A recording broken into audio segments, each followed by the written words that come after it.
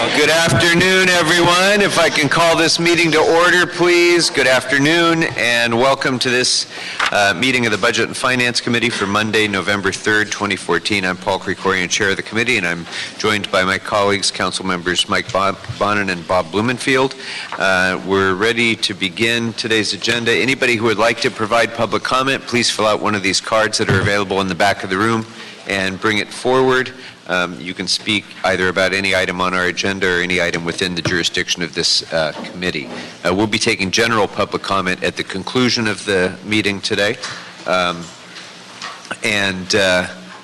With that, members, we're going to jump around the agenda a little bit. Our closed session items, numbers 1 and 2, I would prefer to hold till the end of the meeting so that we can ask our city attorneys to come down after we've concluded with the FSR, so we'll hold those until the end. I would propose item 4 as a candidate for consent approval, and if there's no objection to that, that will be the action of the committee. And that will bring us then to the FSR item number 3. Item number 3 is the City Administrative Officer and City Administrative Officer report relative to the first financial status report for fiscal year 2014-15. Oh,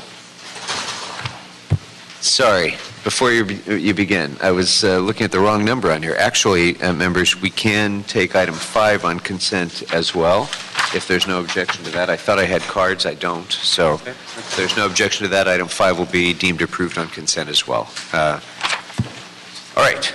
Back to the FSR. Item number 3. Welcome.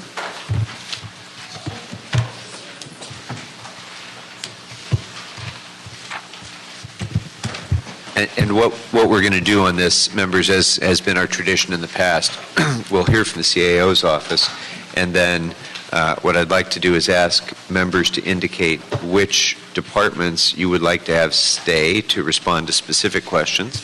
Once we have that list, we'll let everybody else get out of here and get back to other activities. So, Mr. Santana, welcome. Good afternoon. I'm Miguel Santana, CAO.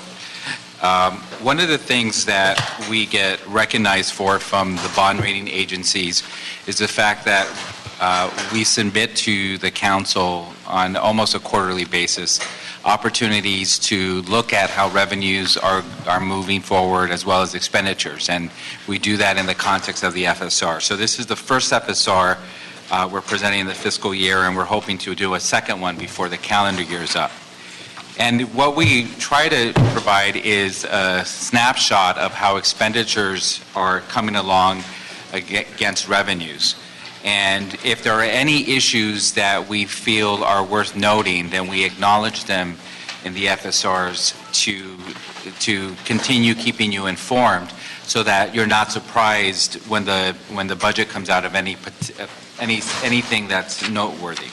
So in this fiscal FSR, we're recognizing that we have some general good news to report and also some challenges. The good news is that we're ending the year, we're starting the year balanced, and we're starting with a slightly larger reserve than originally anticipated. It's important to note, though, that part of the reason that's the case is that some of the revenues that we were anticipating for this current fiscal year actually came in earlier. So they came in the previous fiscal year, so they get counted as part of the reserve fund. We also recognize in this FSR a recent rating from Kroll, which was one of our bond rating agencies, a new one that we brought in, that gave the city a positive outlook in part of our regular and consistent information that we share both on the current fiscal year and what's projected out in the future. But there are some things that we note in relation to what we anticipate taking place in the next fiscal year, and most notable is the rate of return assumption change, as well as other changes being considered among the LACERS board. They in fact made an adoption at their last meeting. We will be getting more specific information at their next meeting, and the potential impact to next year's fiscal year could be as much as $50 million. We won't really know that until later in the calendar year. In relation to that specific issue, we are currently looking at the options that the city has. One option is potentially making whatever additional payment that we will be required to make. Right now, we're anticipating to be about $50 million, spread out over 3 years. What the benefits of doing that, what the challenges are, but that decision won't be before you today. In relation to how we're doing as a whole in the current fiscal year, the FSR does identify about $95 million worth of shortfalls for the current fiscal year, most of which you already know about. The most significant portion is relation to sworn overtime. The city has been committed to start paying for overtime in cash as opposed to time. And so the police department has been doing that. Officers are no longer being asked to take overtime using time instead of being paid in cash. That's a commitment we've made. The trajectory that the department was headed towards was of a obligation of nearly $96 million, given the pace that they've been operating on. My office has been working with the department to try to keep cash overtime to approximately $70 million. That's what we had originally talked about, and we're expecting that the department will, in fact, work very hard to stay to that number. What this FSR does, it identifies some solutions in relation to the police overtime, and I'll have Maria walk you through what those are. We're also anticipating an additional $20 million due to the unfunded ambulance augmentation plan for the last 6 months of the calendar year, or fiscal year rather, as well as changes in the fire dispatch center that we're anticipating that have not occurred. And the fire department will be able to talk more about that, and a few other minor items. Based on the solutions that are recommended in the FSR, we bring down the projected deficit for the current fiscal year from $95 million down to about $22. And as we do every year, we'll be reporting on the status of that deficit, working with the departments to try to eliminate it to the extent possible, protect the reserve fund so that we can end the reserve fund the year with a healthier reserve fund than what we budgeted. Like we did this year and we've done in previous years, we've had to rely on a portion of the reserve fund to deal with the deficits that we confront the next year. So we want to try to preserve that as much as possible and eventually start building it up so we reach a 10% reserve fund at some point. And so with that, I'll have Maria walk you through the specifics, unless you have any general questions for me. Questions at this time, members? Thank you. This report recommends transfers of approximately $43 million to partially offset the $95.28 million deficit. There's a $3.34 million transfer from the UB Ambulance Augmentation Plan account to the fire department to cover plan costs from September through December. There is a $40 million appropriation to police sworn overtime, and of this amount, $19.3 million is recommended from the reserve fund, and $20.70 million is recommended from the UB Reserve for Economic Uncertainties account. Since the police department reverted $19.68 million to the reserve fund, sufficient funds are available in the reserve fund to transfer to the department. We'd also like to note that after the expenditure of the $20.7 million from the UB Reserve for Economic Uncertainties, we will have expended the full amount currently budgeted in this account for this year. The police department is also expected to request a transfer of $3.3 million in funding from the UB sworn and detention officer staffing account to pay for costs of detention officers and police hiring. And I understand that a report to the mayor and the council is pending on this matter.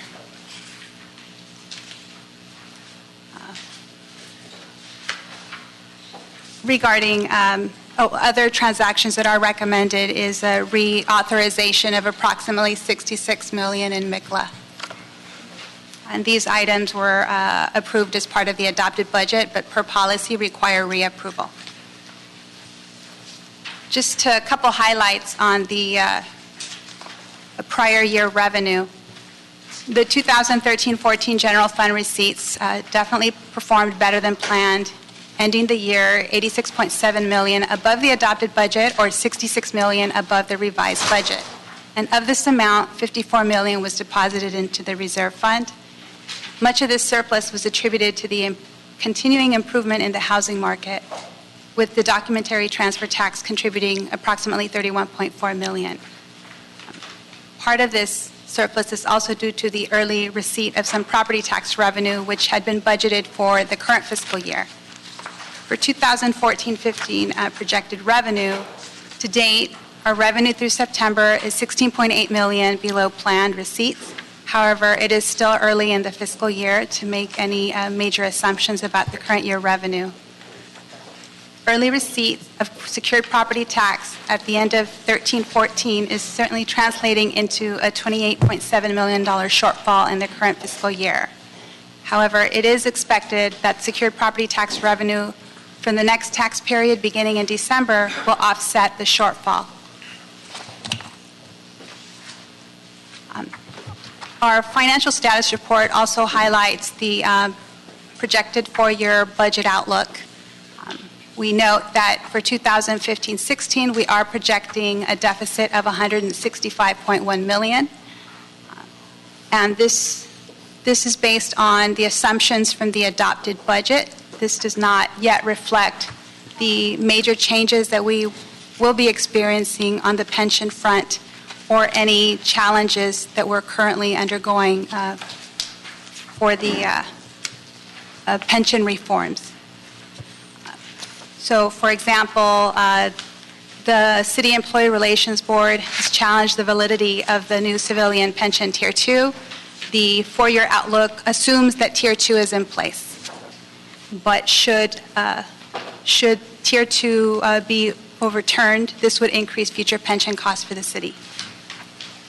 There are also assumptions regarding the Fry case and the sworn freezing of health benefits.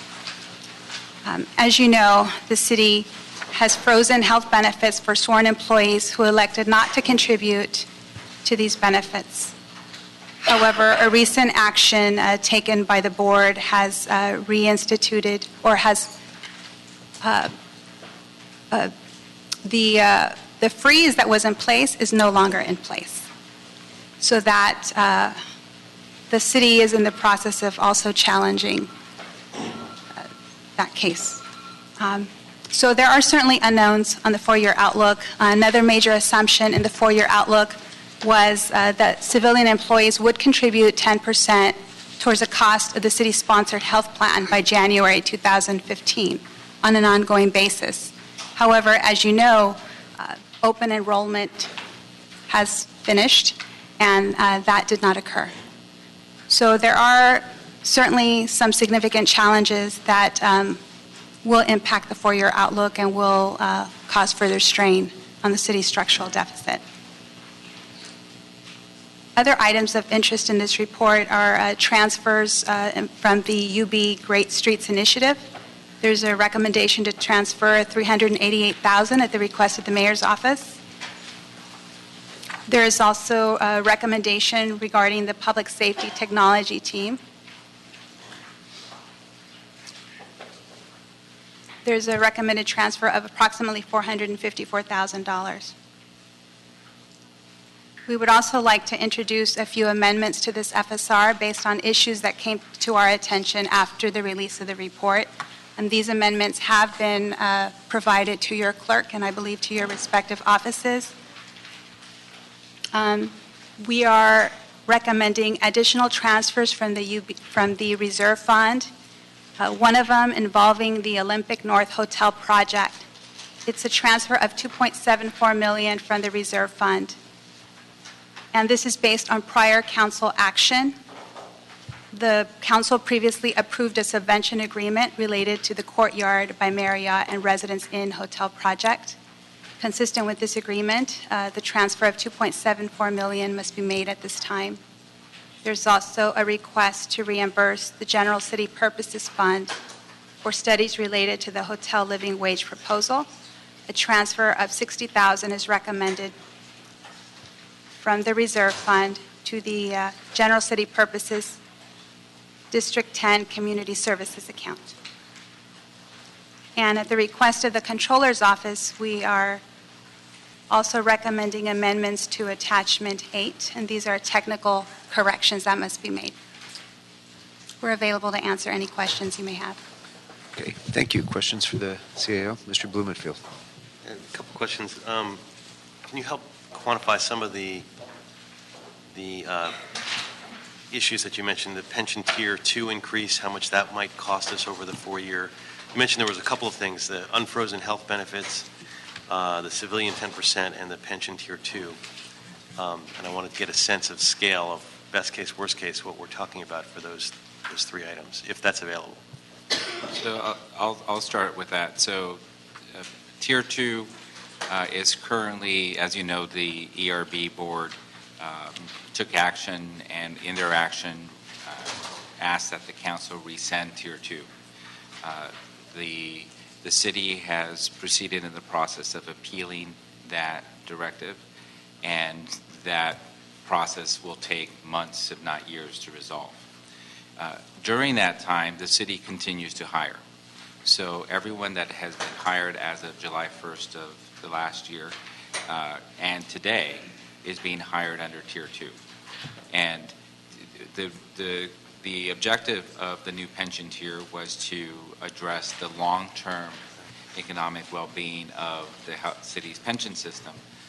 The costs, the liability associated with the rescinding Tier 2, we won't know until that when and if that should happen, because it would be based on how many people get hired at that time.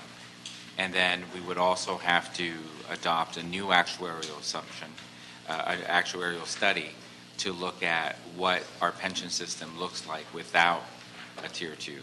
But when Tier 2 was originally adopted, it was projected to save billions of dollars over a 30-year period. So it's expected that obviously our pension costs would go up should it be rescinded altogether. In relation to the Fry case is as part of the negotiations that we proceeded with both civilian and was sworn. Employees went from paying nothing for retiree health care to paying, in the case of sworn, 2% of their salaries for that benefit. And the Fry case is about that payment. There's been action that from the courts that didn't validate the city's position. The city has taken a position of appealing that decision, and it's expected, like Tier 2, to take months, perhaps years, for it to resolve. The immediate impact, there won't be an immediate impact, but it's more will be done at some later point. That's also on the order of in the billions, or is that? Well, it depends how significant that decision is in relation to impacting not just sworn, but impacting, having city employees contribute towards retiree health care was a major part of reducing the structural deficit.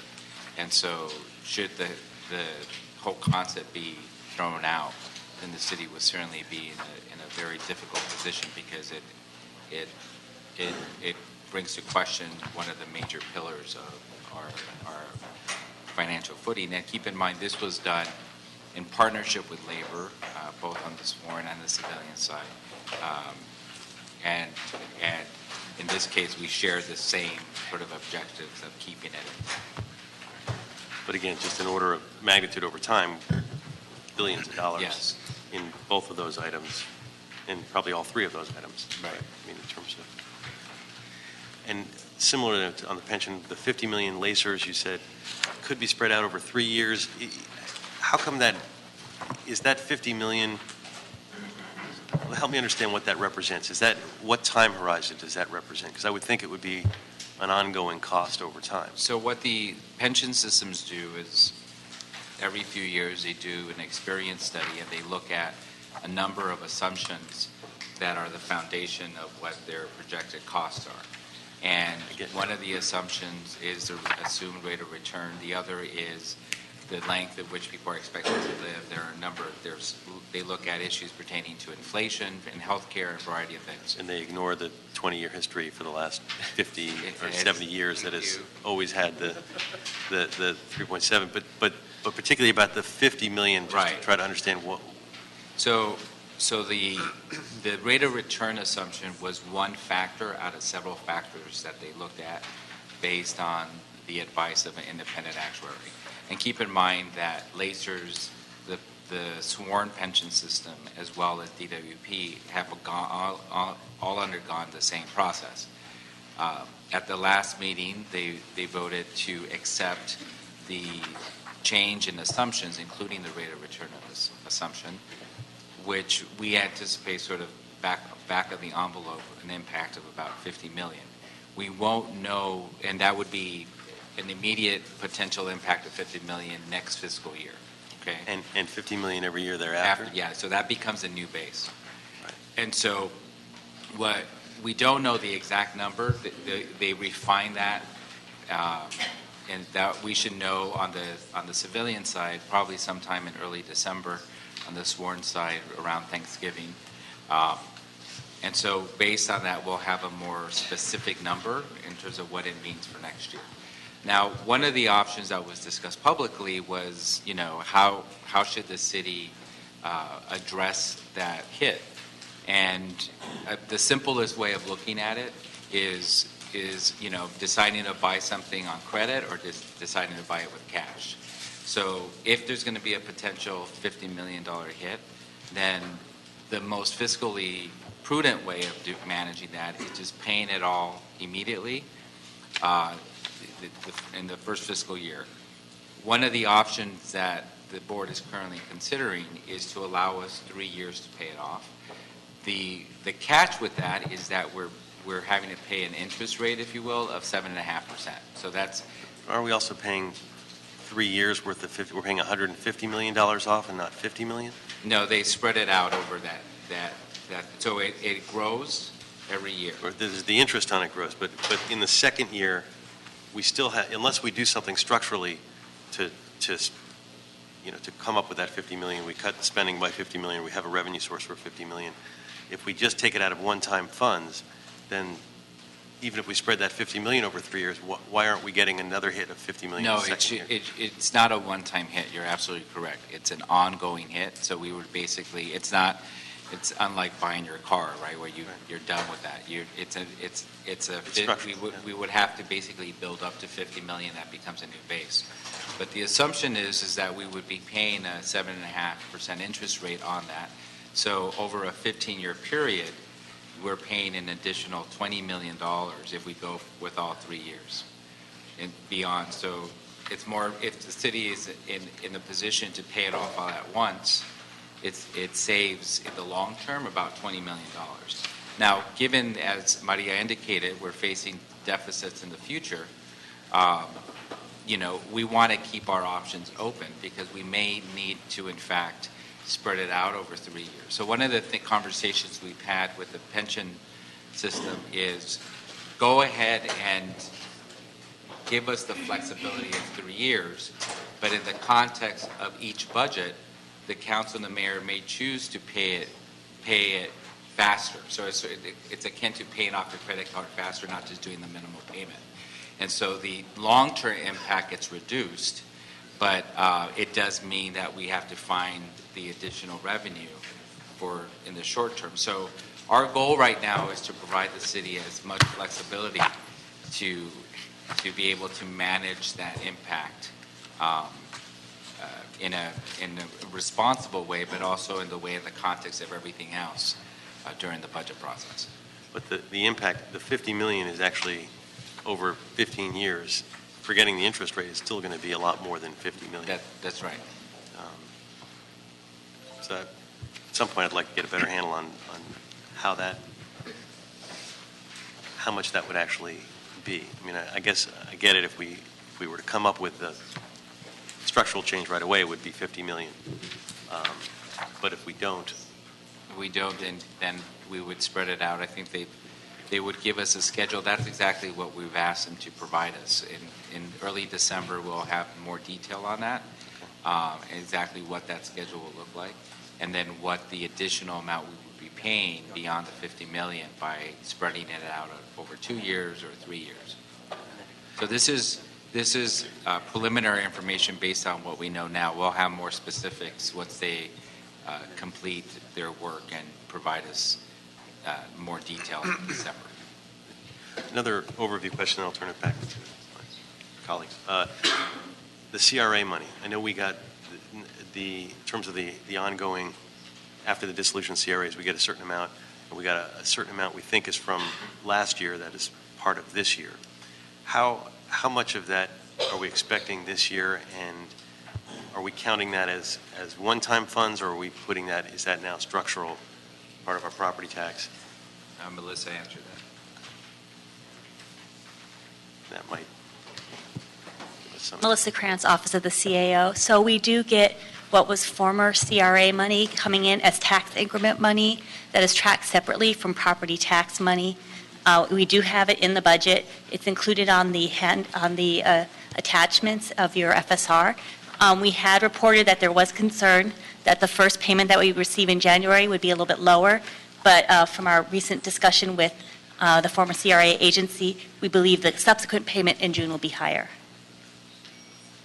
So how much are we banking on from CRA dissolution for this year, and are we counting that as one-time or ongoing structural money? Okay, so currently we are only considering that money as ongoing. We had received some one-time money the previous fiscal year and the one before that. That money has been exhausted. These were from the audit of some existing funds. It is my understanding that there might be some one-time money also coming from the sale of surplus properties, but that is not included in our budget at that time, and we do not have an estimate for that amount. So at this point, it's basically just part of the baseline. Yes, yes. So if you look on attachment 1B, it shows that as a separate line item under property tax ex CRA, and that is currently estimated to be $48 million. $48 million for this year. $48 million for this year. And we expect something similar growing with inflation. Well, so right now, it's kind of hard to estimate the amount because it's not just growing with property tax. The former CRA agency conducts, estimates what their expenses will be, and that includes debt service for existing projects, and then they submit an estimate for that cost, which then gets reviewed by the Department of Finance and the county, and as there's some kind of give and take in terms of what is allowable expense and what is not allowable, we get the transfer of what is residual of property tax increment money, and then that is also divided among other agencies such as the county and Unified School Districts. So it doesn't really grow with property tax. There is some growth that we're assuming grows with property tax, but we cannot estimate for what expenses are going to be allowed by the Department of Finance, the State Department of Finance. Well, presumably the expenses will be diminishing over time. That is the assumption, correct. So eventually, at some point, there's these service areas for each of these individual projects, and as those expire and there's different expiration dates, those would then become part of property tax income. Mr. Bonin. Just one question to follow up on the CRA monies. Yes. It says in your report that we were expecting a payment of $24 million. Yes. And we were almost $15 million short. Yes. So what we were notified by the agency that the way they were budgeting debt service for this fiscal year would be different. And so what they had said is now we're going to be putting it in the earlier period. So we were seeking confirmation that expenses for the next period will therefore be lower since they've increased it for this first period, and we have received that confirmation. So it should net out. So we might have a lower first payment in January, but the second payment in June should be higher as a result. So it'll balance out by It the should end of the year. balance out, Okay. correct. That's all I got. Mr. Englander for the CAO? Okay. Thank you very much. So, members, that brings us to the portion of this where we call out our roll call of departments. So why don't we start with Mr. Bonin? City Attorney, DOT, Street Services, and LAPD and LAFD. Okay. Mr. Englander? We had LAPD, LAFT, city attorney, DOT, street services. Okay. Those are the ones I had. Okay. Mr. Blumenfield. Did you want finance as well? Yeah, go ahead and add finance. Okay, Mr. Englander, finance, and then let's add general services as well. So the list is LAPD, LAFD, general services, transportation, finance, street services, and the city attorney's office. Everyone else, thank you very much for coming down. We appreciate your being here, but you needn't stay unless you want to out of general interest.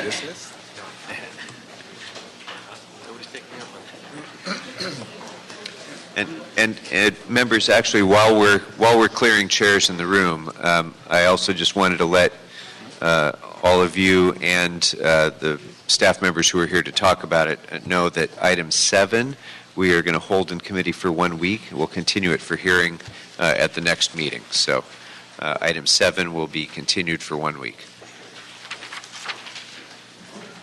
Okay. Some of my LAPD-FD questions sort of bleed into that, but That's fine. okay. That's fine. We just won't be taking any action on it. Okay. So I'm guessing that LAPD is going to take up a considerable amount of our time. So, Mr. Englander, would you like to start with the police department? That'd be great. Well, if we can actually ask the department to come forward.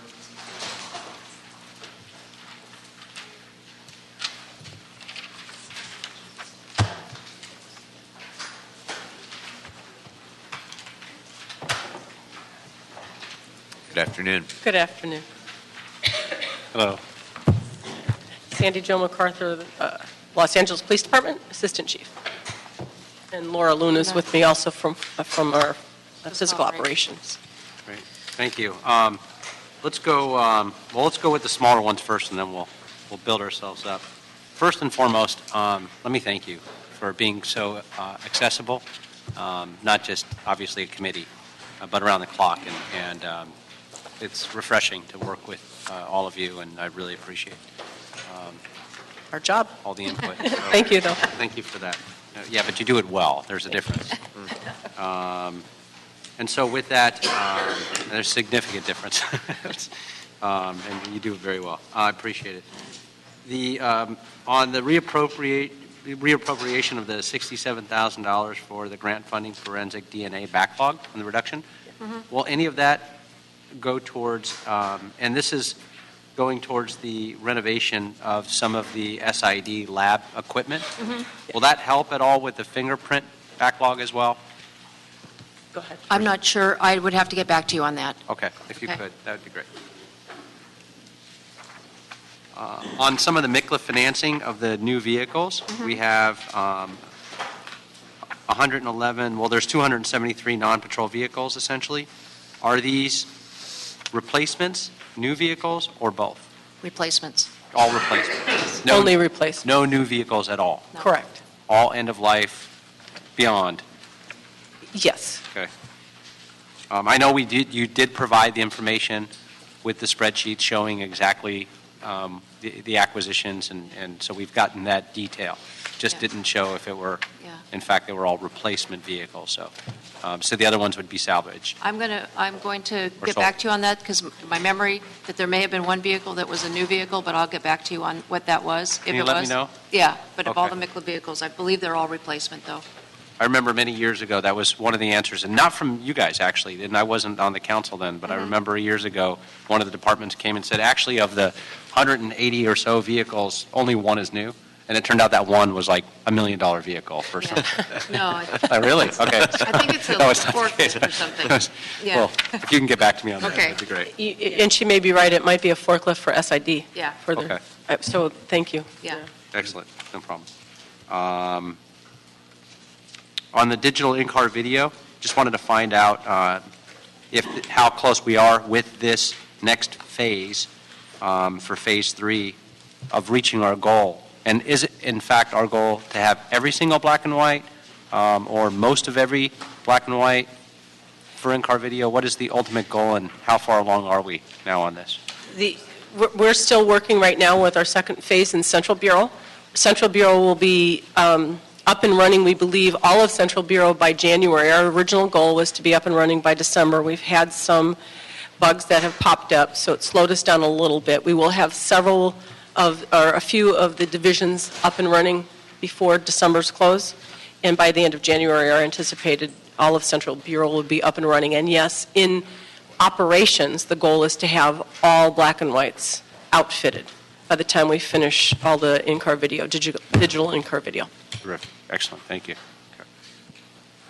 Okay. And then really the last thing is on the overtime, and wanted to talk about that. If you can walk us through that, and I know, and I don't have to rebuild the history on this, and where we're at, and the fact that we've now funded up to $70 million, but where we're at projected, we're roughly another $30 million on top of that for year end, and it says the department will manage that. Can you just walk us through? Yes. That's the big one. I'm sorry. When we first got the surprise that we were going to get the $70 million for the whole year, and understanding that both was including reimbursable and non-reimbursable, we were in a phase with the CAO's office and negotiations and trying to figure out exactly where everything stood. So for the first few pay periods, we were spending very high. We weren't sure what types of checks and balances we could put in place. We met very closely and regularly with the CAO's office, and so we were spending a lot higher, where our concern was if we didn't get a handle on it very quickly during the first couple of pay periods, we'd be out of cash very soon. What has happened since we've been working with the CAO, we've put a lot of checks and balances. In the last 4 pay periods, or 3 pay periods, we've actually been comstatting it, and we have now dropped it down to, for the non-reimbursable side, we're spending at $2.3 million a pay period versus what we started at our high of 3.3. So we've already brought it way down. We're doing a lot of different calculations to find out, because we have so many different pieces that we're looking at in here, FLSA 150 and overpaying for that, and standby time, a variety of different calculations right now.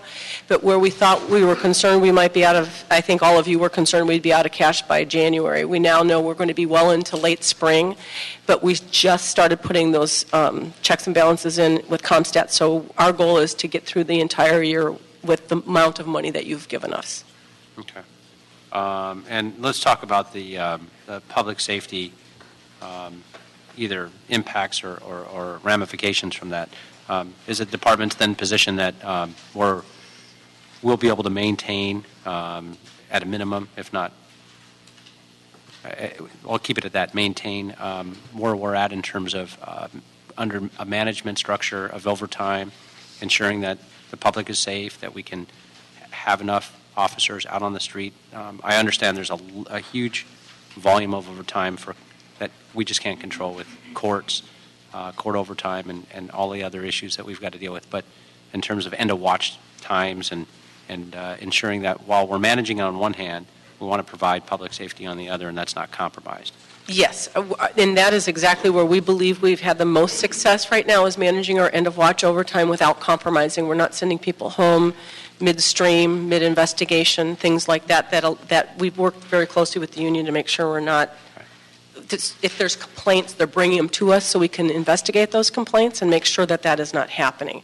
So far, the information that we've gotten from the union when we've investigated it hasn't worked out to be what they thought it was or what they were told it was. But our goal is to maintain public safety without compromising anything and not sending people home inappropriately, letting them finish out whatever investigation they need to do if they're on a hot lead and things like that.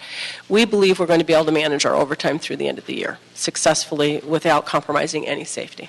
Excellent. Thank you.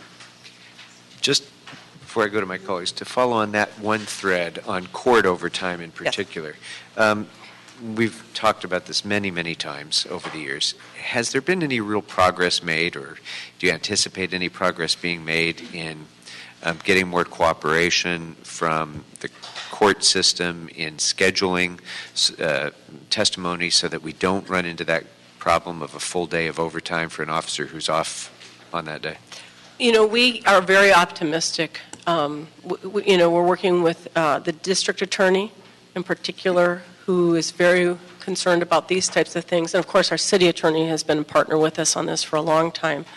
And we realize there's some things that are going to be out of our control with court, but working now with the district attorney who's very concerned about these things as well, we feel that we're going to be getting additional cooperation. I don't want to say cooperation because we have had some cooperation, but it is probably one of our biggest Achilles heel in terms of the overtime component.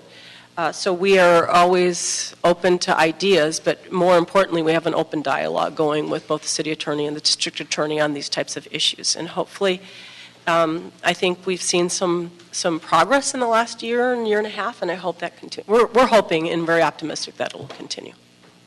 Great. Members? Mr. Bonner? I just have a couple questions about the overtime as well. I'm just curious. We gave you some money for overtime this year. It's better than it has been in recent years, but it's not enough. How actually is it allocated? Is there a certain amount you're trying to do per DP? Is there a certain amount per area command or I can explain that. What we've done, and with a lot of work out of Laura's shop, we've actually looked at the 5 years, we took a 5-year study, and then we did it not just from the department's perspective. For example, we have Office of Operations, Office of Administrative Services, and Office of Special Operations.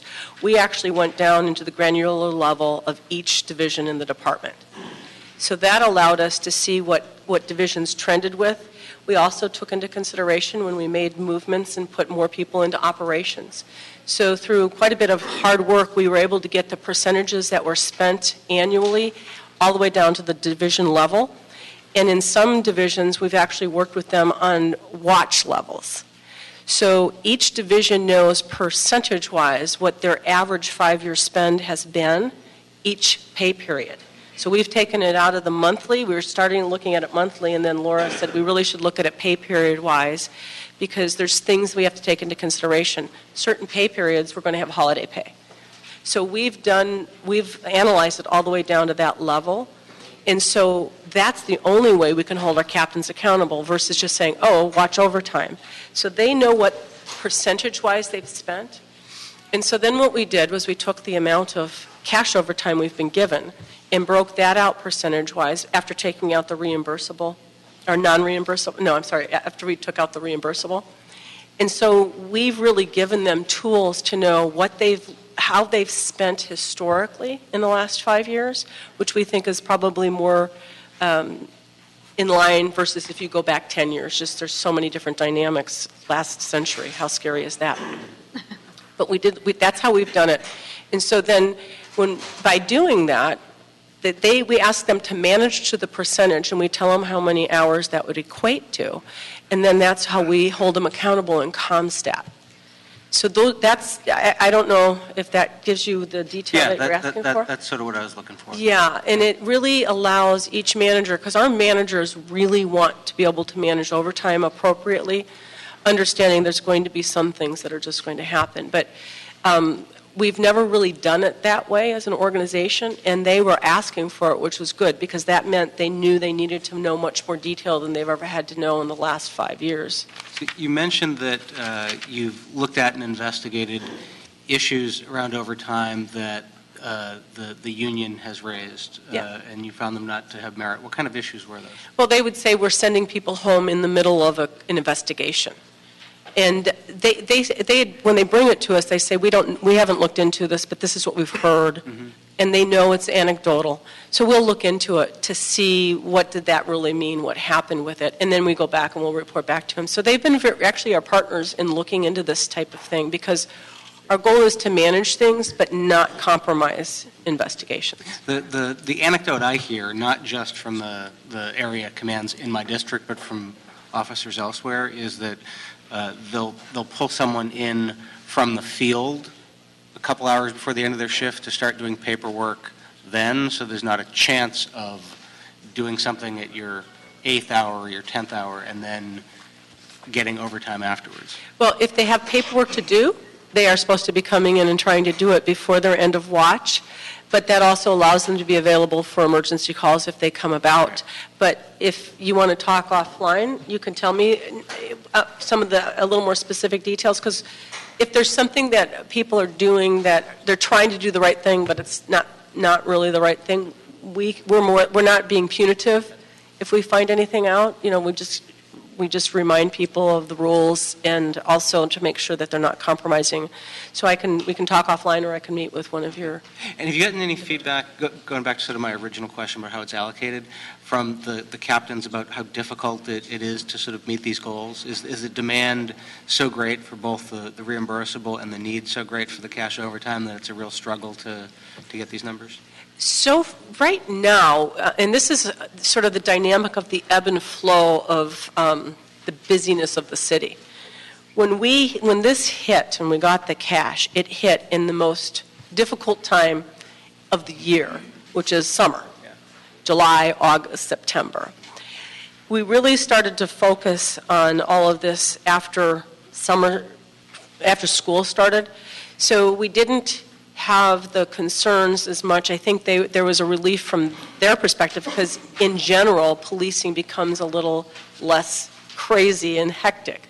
So we haven't gotten any feedback negative feedback from our command staff. At this point, I'm sure as we progress through the year, they will start to have some of those those concerns. But our goal at CompStat is to bring up those concerns so that if something's happening in one division and there's a concern of that, we can kind of be on top of it and start to plan going forward. Thank you. And just a question, Mr. Chair. If I have some questions about the public safety technology stuff that we're being asked to do money for in the FSR, some of it's LAPD, some of it's LAFD. When's the appropriate time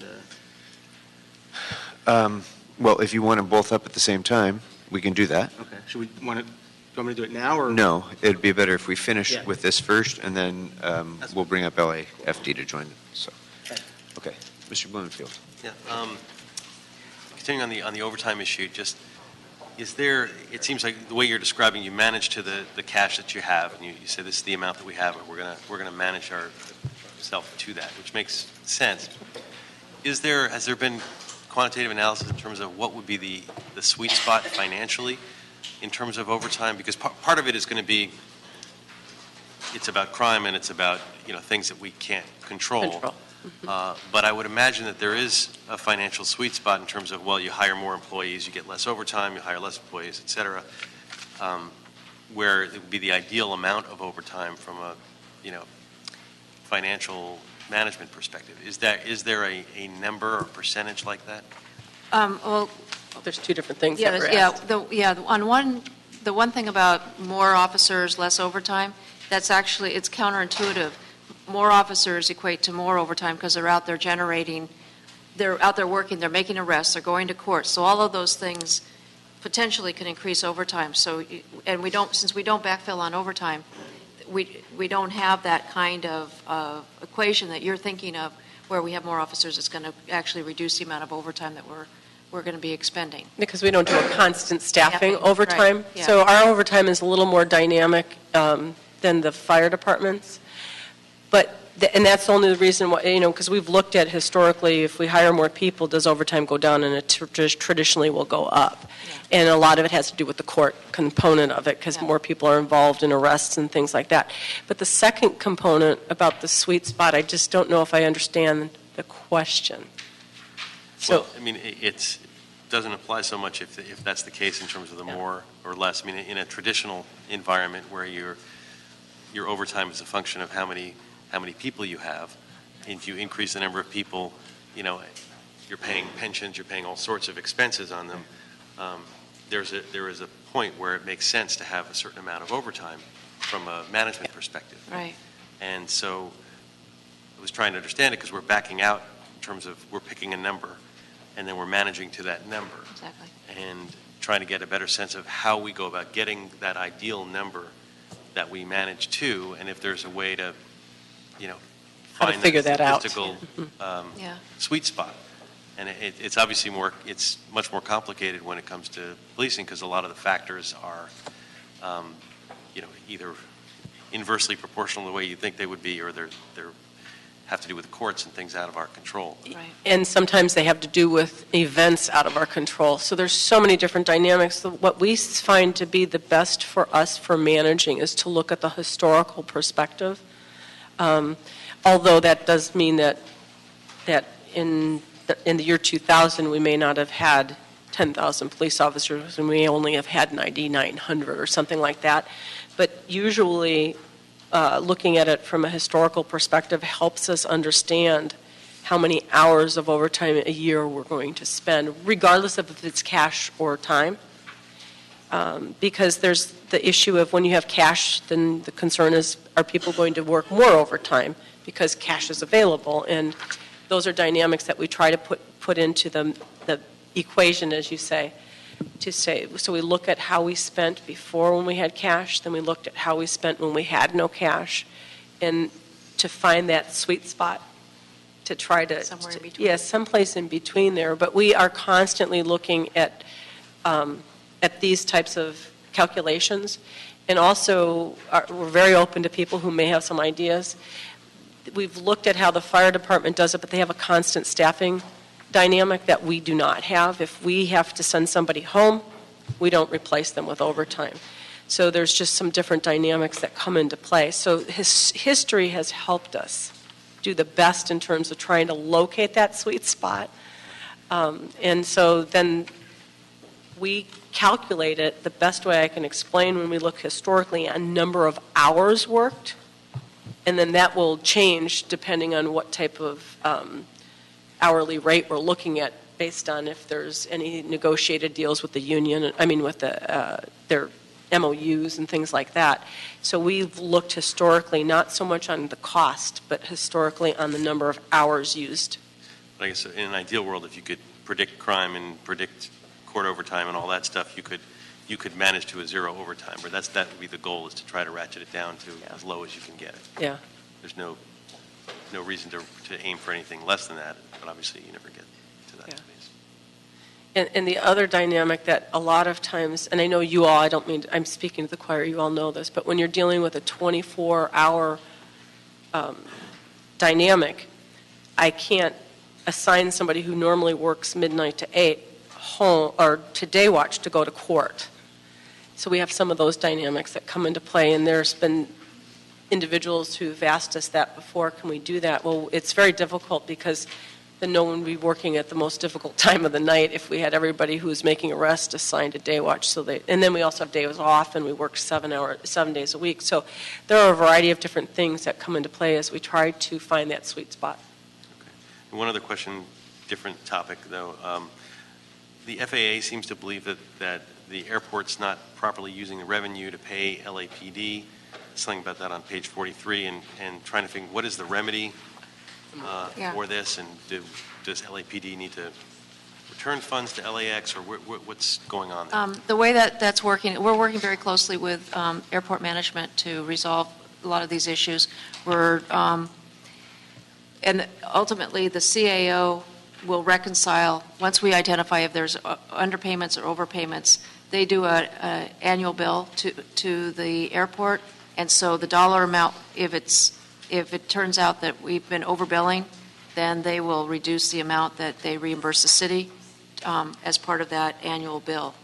And so it's right now we're still in we're making everybody who works down at or is involved in LAWA-related activities document their time. So we have a very clear picture of how much time, what percentages people are dedicated towards LAWA activities. And then as we get that data, then we will make adjustments if we find that the estimates we were using in the past were incorrect.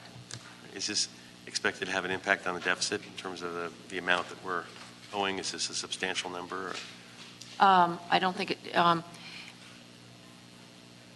it's a substantial amount of money, and it's over several years. So it may sound like, $1 million or whatever, but it may be over 5 or 6 years that we're talking about potentially overpayments or underpayments. So we're discovering both. We're discovering that we've underbilled, and we've also discovered that we've overbilled. So we're trying to get that all cleaned up with working with the airport. And then the goal after that will be to be able to do these true-ups very frequently rather than waiting for 4 or 5 years. Yeah. for it to come to everybody's attention. Thank you. I just have one area of questioning that I'd like to ask General Services to come up to join LAPD to talk about helicopter maintenance, if I could. And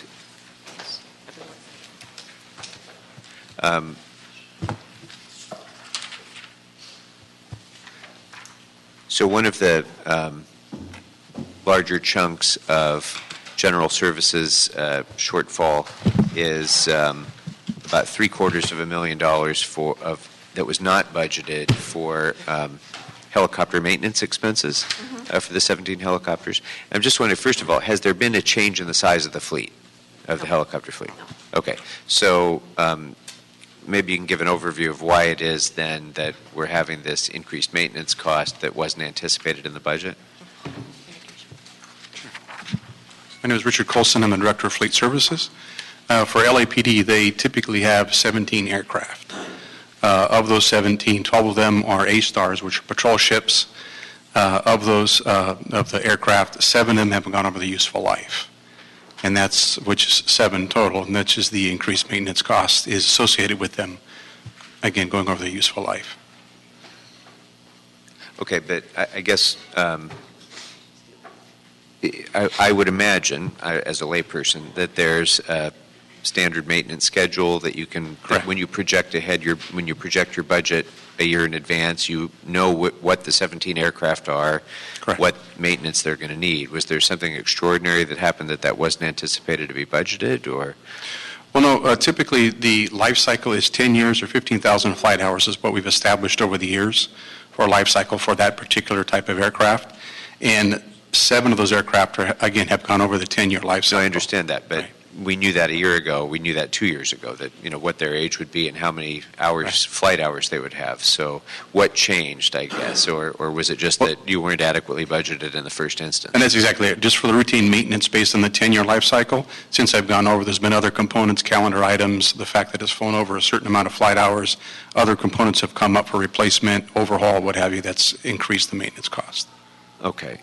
Now, I think LAPD, if I'm not mistaken, is anticipating a purchase of at least one new aircraft, right? Right.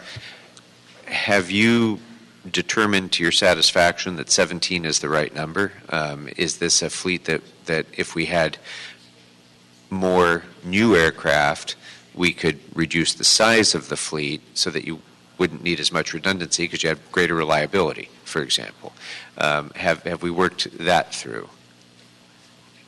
I'm not sure whether we can get back to you whether we've worked that out, but, and the biggest, you're talking about, so they would have less downtime theoretically Right. if we had a newer fleet. Right. Yeah, and that would work if we had, and I'd have to check, but we would have to have a very consistent replacement schedule for the aircraft, and right now, there is a fleet replacement schedule that we're supposed to be, I think it was 2 a year, that was established several years ago in the budget, but because of budget issues, that was put in abeyance for a couple of years. So this year, we got the first one after a couple of years of not having a new fleet. Next year, we're going to be asking for new airships. So it's kind of one of those kind of situations where we would hate, I don't know yet whether reducing the number would be optimal, but we would also run the risk of, in a bad time, that they would start to age, and we would have even fewer time for the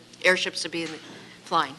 I would ask that Chief Moore can answer that very specifically. He's very involved with understanding that component of it. It's been so long since we've even thought about a new helicopter. Yeah. That your question is very good, but we at the budget That's fine. don't know. Don't need an answer off the top of your head, but since we're Yeah. Absolutely. engaged in the process of investing a lot of money in a new aircraft, this might be the right opportunity to revisit fleet size, and also for LAPD to hunker down with GSD and figure out, what's the best way to optimize and reduce maintenance costs.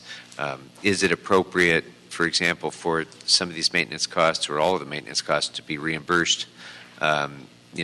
Where does it fit within the budget? I think, frankly, one of the problems that GSD always has, and I'll just say this editorial comment, then we'll move on, is that everybody says in the city that we should spend our money on public safety first, and everybody agrees with that.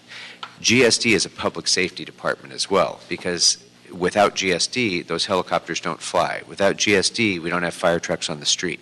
So, to the extent that we can kind of incorporate that way of thinking into our budget process, it first of all results in efficiencies and optimizing, but also I think it puts appropriate importance on the maintenance work that they're doing. So I think this was a great, we don't have to resolve it now, but this would be a great opportunity to have that conversation and to figure out what is the way to achieve maximum efficiency on We have a meeting scheduled between us and the CAO next week. Wow, that took no time at all. Yes. That's Good great. you are?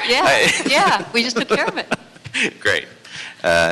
Any other questions for GSD, as long as they're here? Okay, that was all I had. Thank you very much. And so before you go, Mr. Bonner wanted to bring fire up now as well. And we'll take the two of you together, and then we can dismiss PD and pursue more fire issues if members have them. And Maggie Goodrich probably needs to be part of it. Go ahead, Mr. Bonner. Thank you. So I wanted to ask a bit about the $450,000 for the public safety technology team.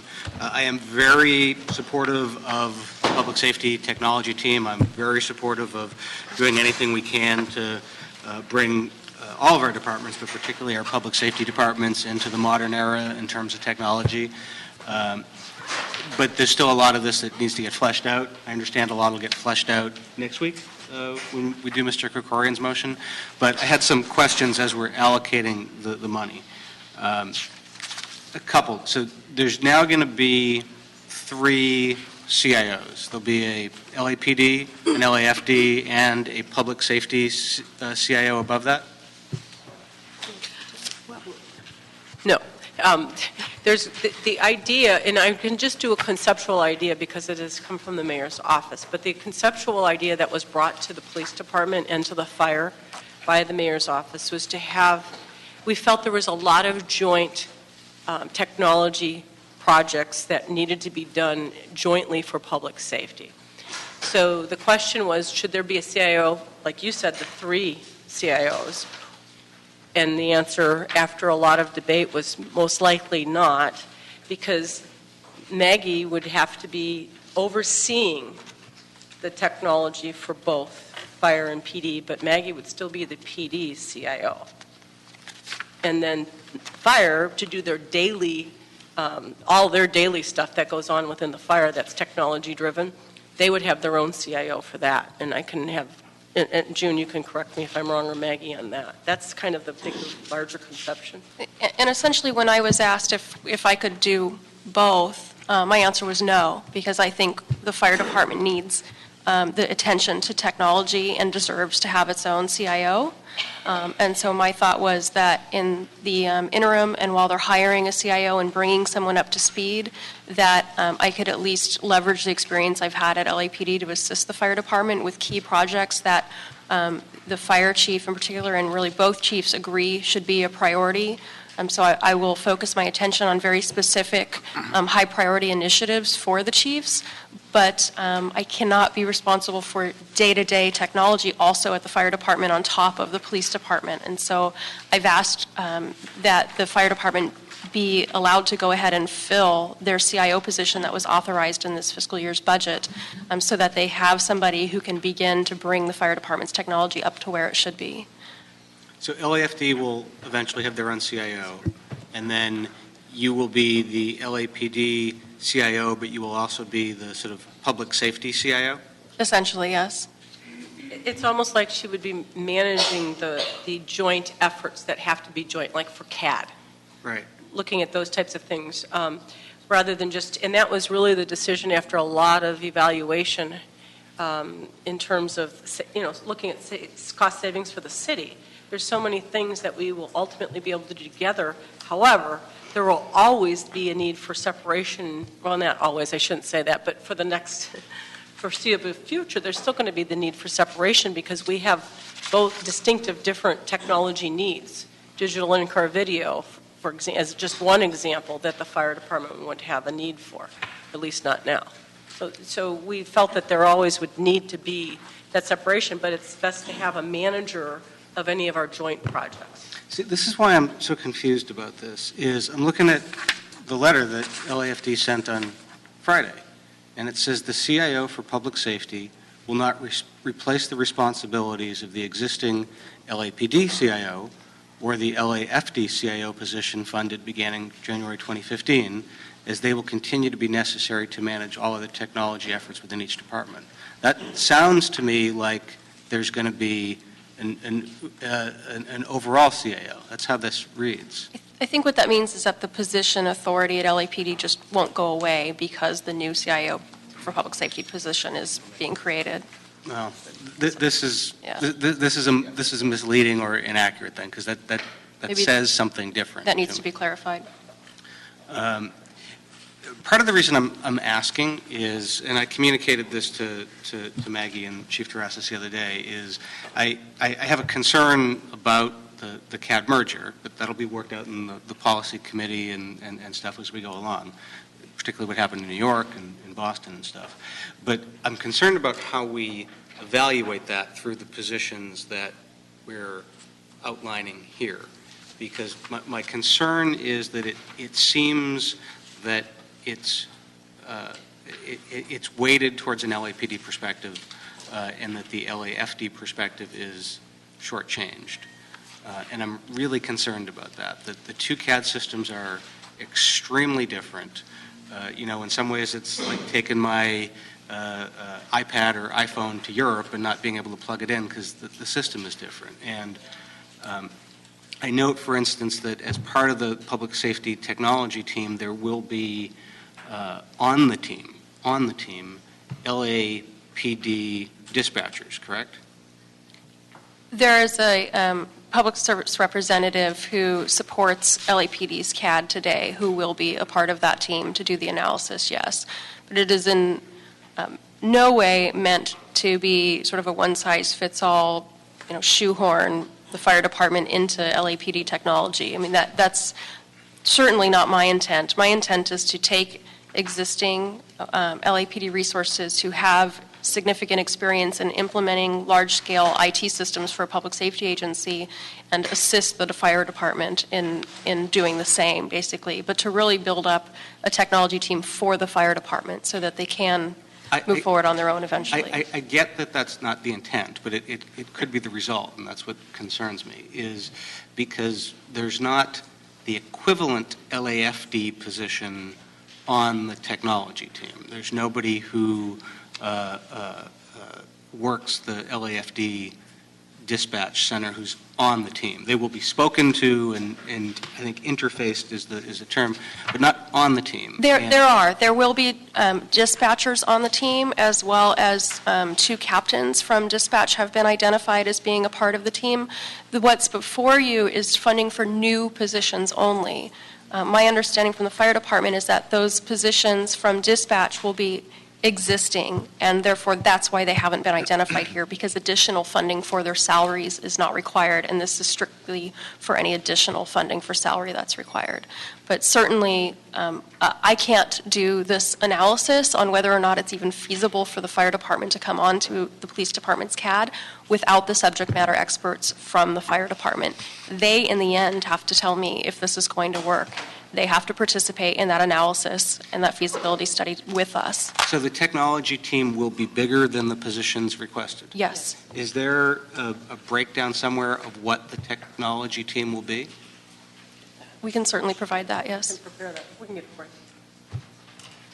Yeah, I mean, to me, that's pretty crucial. I understand that there'll be folks in LAPD who are more experienced in creating and building the system, but I think we need the folks from LAFD who use their current system, who currently dispatch, so that we know that the system we're designing will work for them.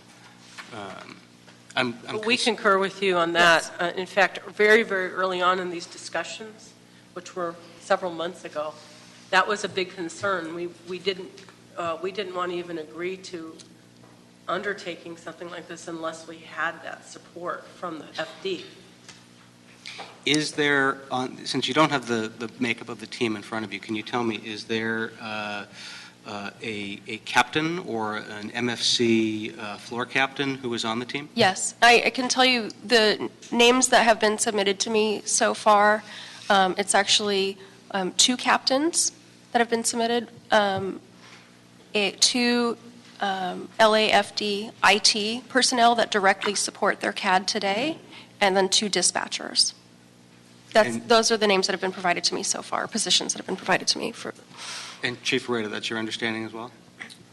I have not seen the exact list, so June, it sounds like you do know. Hi, June Gibson with the Fire Department.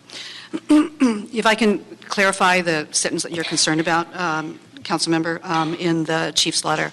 The intent of that sentence was to clarify that the responsibility of the public safety CIO, essentially Maggie's going to be doing a job and a half or a job and a quarter. And the explanation provided was to clarify that her responsibilities would provide oversight with respect to the IT projects that were identified by the fire chief as well as the police chief. She will retain her full responsibilities of CIO with the police department. In addition, as you're probably aware, we do have a CIO that is funded within the fire department effective January of 2015. We are in the process of working with the personnel department to begin recruitment for that CIO, and we hope that the CIO will be in place by no later than the end of January.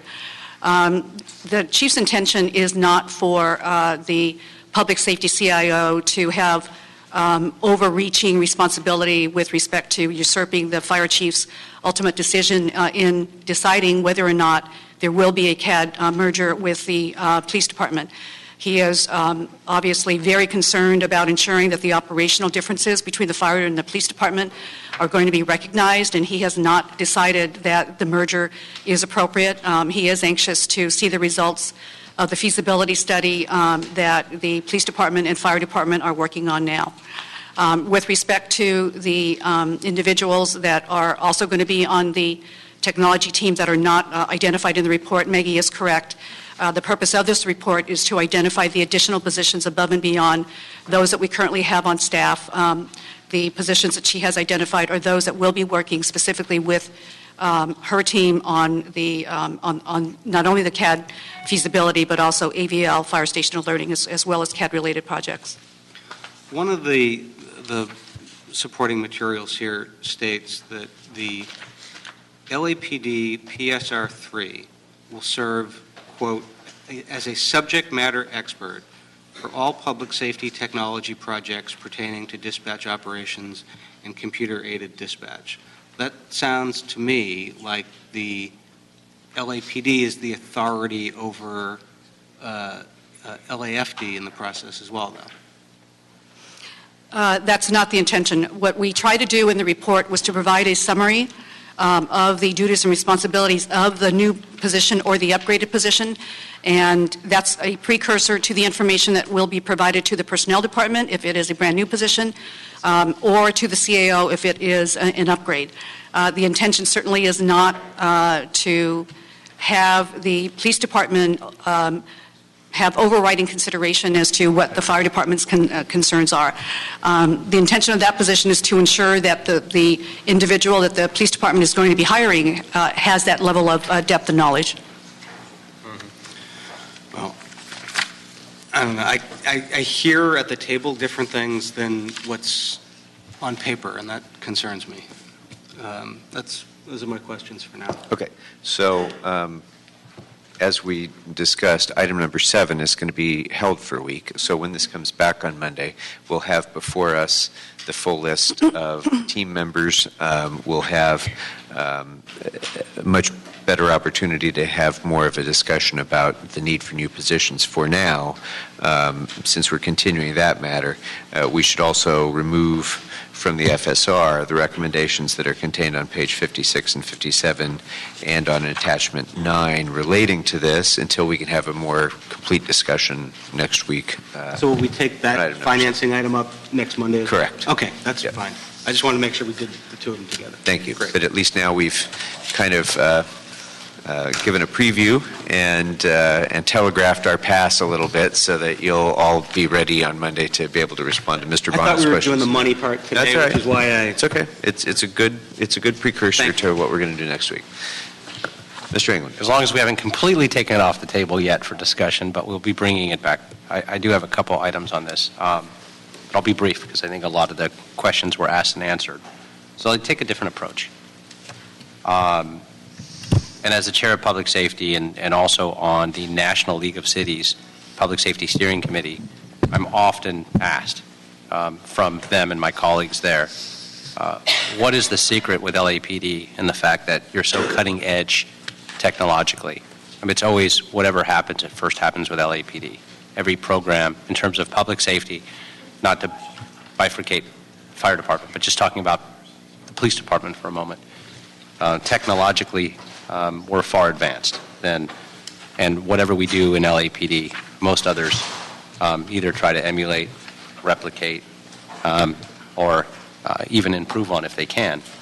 And I think it comes from a different space, and it's from my experience of working with technology team that's headed up by Maggie. Maggie, let me ask you, and I actually have never asked you, are you a sworn or civilian? Civilian. So you're a technology expert on the subject matter of what you've been dealing with in terms of needs and wants for the Los Angeles Police Department for how long?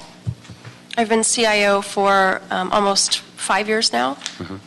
And so with that, it's been everything from a broad range of technology, radio communication systems. Give us a thumbnail of some of the things that you've overseen. Correct. I actually started with the police department 9 years ago. I came in as a civilian equivalent to a deputy chief to oversee the implementation of Teams 2. The consent decree had just been extended for 3 years because the early intervention system, that is Teams 2, was not implemented yet. So at that time, Chief Bratton brought me on to get that system implemented and get the department into compliance with the consent decree, which I did. When Chief Bratton parted and Chief Beck became our chief, he appointed me CIO, so that was about 5 years ago now. And since then, I focus on all things technology, whether it be network and infrastructure, communications, radio, CAD, dispatch, all of our support of legacy applications, as well as implementation of new technologies like body-worn cameras, in-car video, the new technology going into all of our advanced patrol vehicles, and the like. And the list goes on and on. Yes. As you just showed me the electronic, actually, Councilmember Kokorina liked this because it's up and running, and the new electronic ammo tracking. Ammo tracking. Yes. Which now works well, and I fully support. So it's fantastic. Thanks for leading those efforts as well. Do you make these decisions unilaterally, or do you have a team? Absolutely not. I have a team of both technologists that work for me as well as sworn. I have a tactical technology section that's made up of all sworn that does the analysis, basically research, development, and analysis early on of all new and emerging technologies that could have an impact on the field in particular. So they're the ones that, for example, on body-worn video, they started with the potential vendors out there about 4.5 years ago, evaluating body-worn video. Everything runs through that section from a sworn perspective before we ever consider it otherwise for the department. Everything is evaluated from the perspective of whether or not it's going to work for the patrol officer, detective, et cetera, in the field before we implement anything. And actually, it's that group that does the initial proof of concept testing, feedback to vendors, and gets the product really field ready. For example, on body-worn, they did that for about 3.5, 4 years before we were ready to proceed with the field test that we then started in Central in this last year. All of our technology projects go through that process so that you always have a sworn perspective. Otherwise, technology can really be created in a vacuum by the technologists, and the end product may not work for the men and women in the field.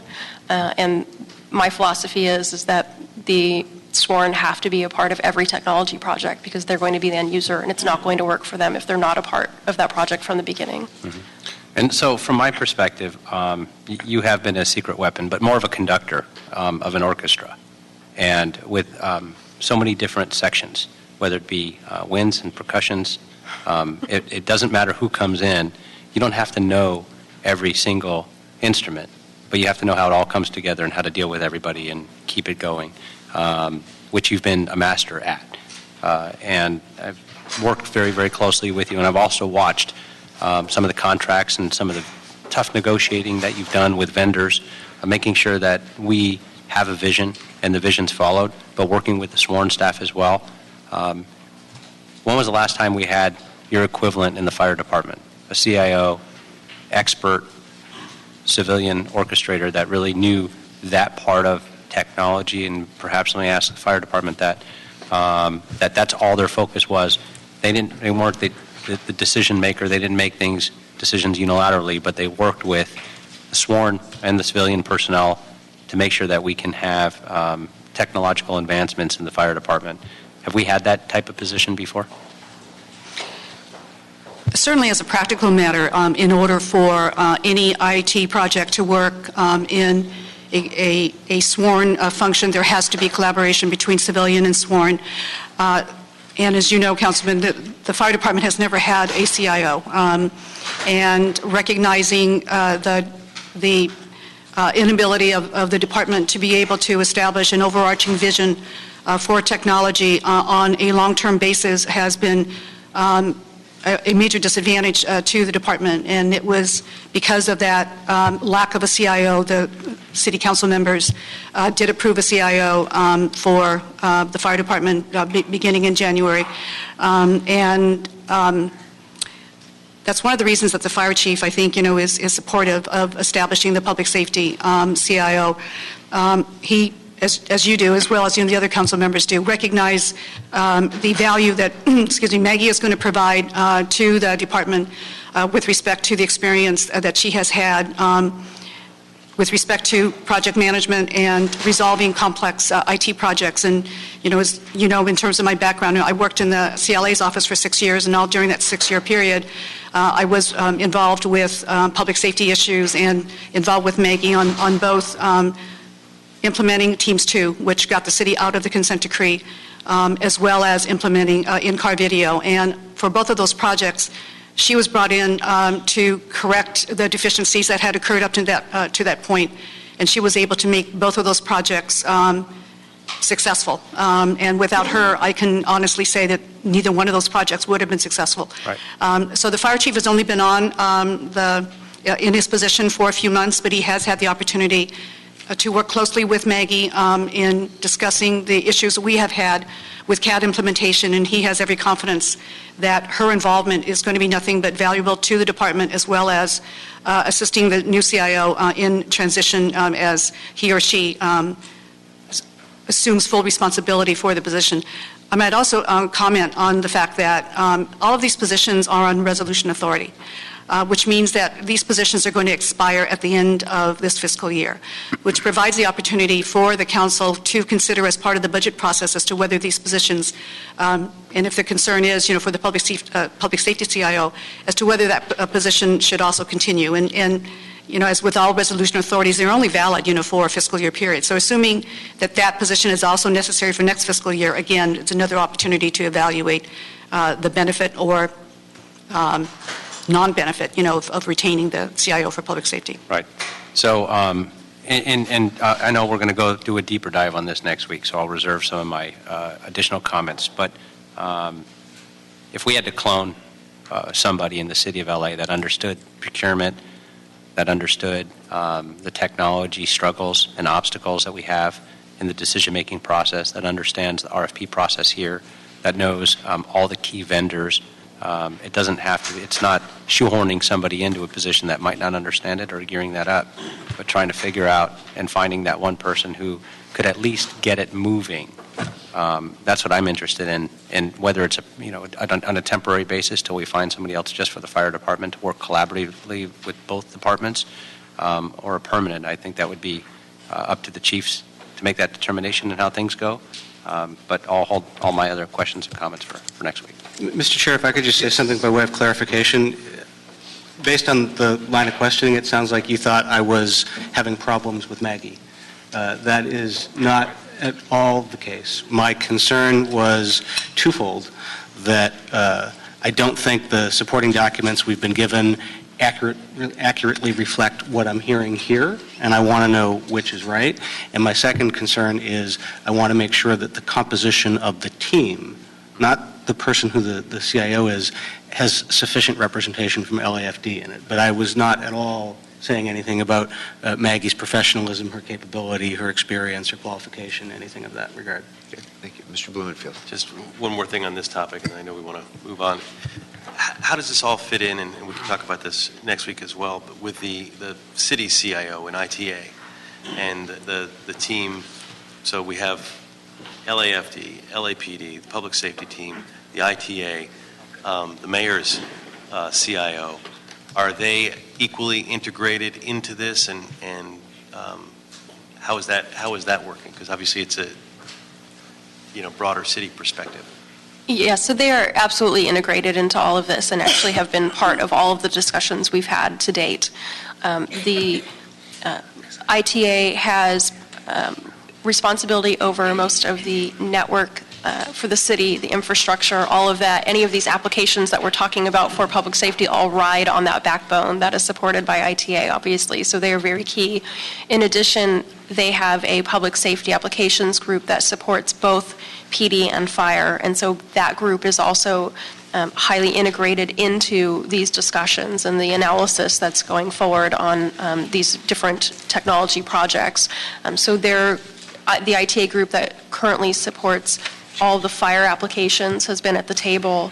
They bring a lot of subject matter expertise and knowledge into the operations of the existing systems and to the improvements that may need to be made. And they absolutely are at the table 100%. Okay. Members, anything else for PD? Anything else for fire? No? Thank you all very much. And so we've completed police, fire, general services. Let's go next to DOT. So if I can invite the Department of Transportation to come on up, and we'll start with Mr. Bonin.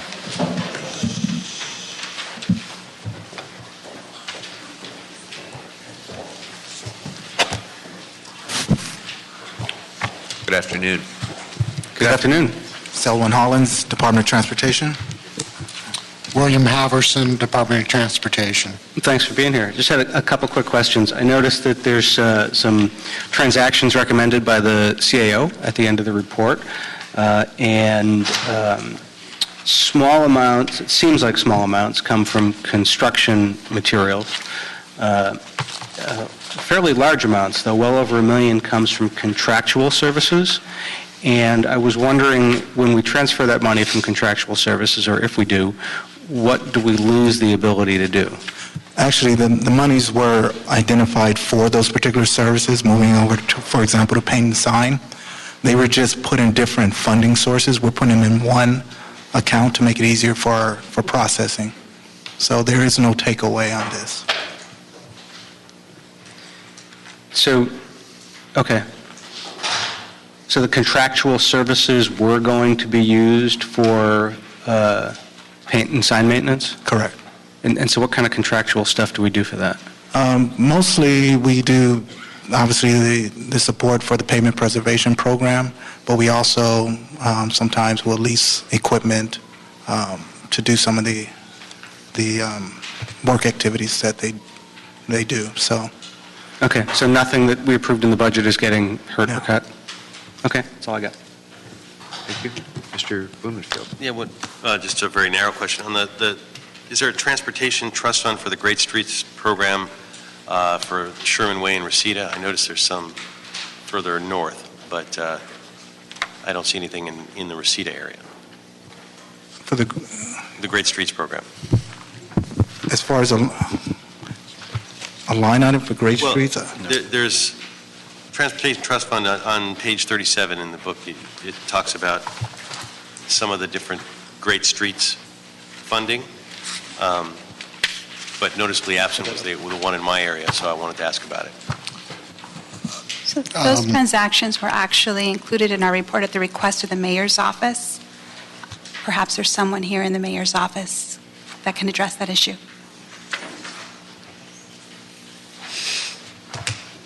Matt Crawford, Mayor's Office. What's the question? We're talking about the Great Streets line items that are in there, and I saw something on Sherman Way, but I wanted, on page 37, wanted to see if there was something like that for the Great Streets on Sherman Way and Reseda. I believe there is. There is something on Reseda Boulevard, but it's much further north. I was going to talk about that. It's in Mr. Englander's district, probably a good thing, but I'm sure it's a good thing. But I also wanted to know about if there was a similar kind of thing for the Great Streets Initiative on Sherman Way and in Reseda. The early movement at this point on Great Streets is really focused on the 5 project areas that are kind of most ready. The Great Streets team in our office is continuing to look at the rollout for the rest of the funding in the current year and the readiness, the project readiness for the other 10 areas. I'm not specifically knowledgeable about the Reseda more southern area, but we can certainly follow up. Okay, yeah, no, I wasn't aware that there was determination about five of them being more ready. There's 5 that are kind of identified at this point, and this is just the 5 where we knew what projects were going forward at this point in the year. Okay. We can talk about it more. Okay. Thank you. Mr. Englander, did you have a comment on that? Yeah, and I actually am fully supportive of it. I just actually wanted to highlight this for some of the folks that saw that. And it's for the initial outreach and assessment. This is actually the one on Reseda Boulevard in Northridge was already approved by council. In fact, early on, we started before the initiative started on the Great Streets, was we'd put together a new vision plan, a Northridge vision plan that was funded by 3 neighborhood councils, as well as my office. And we spent 3 years writing the plan as a blueprint to what the boulevard should look like.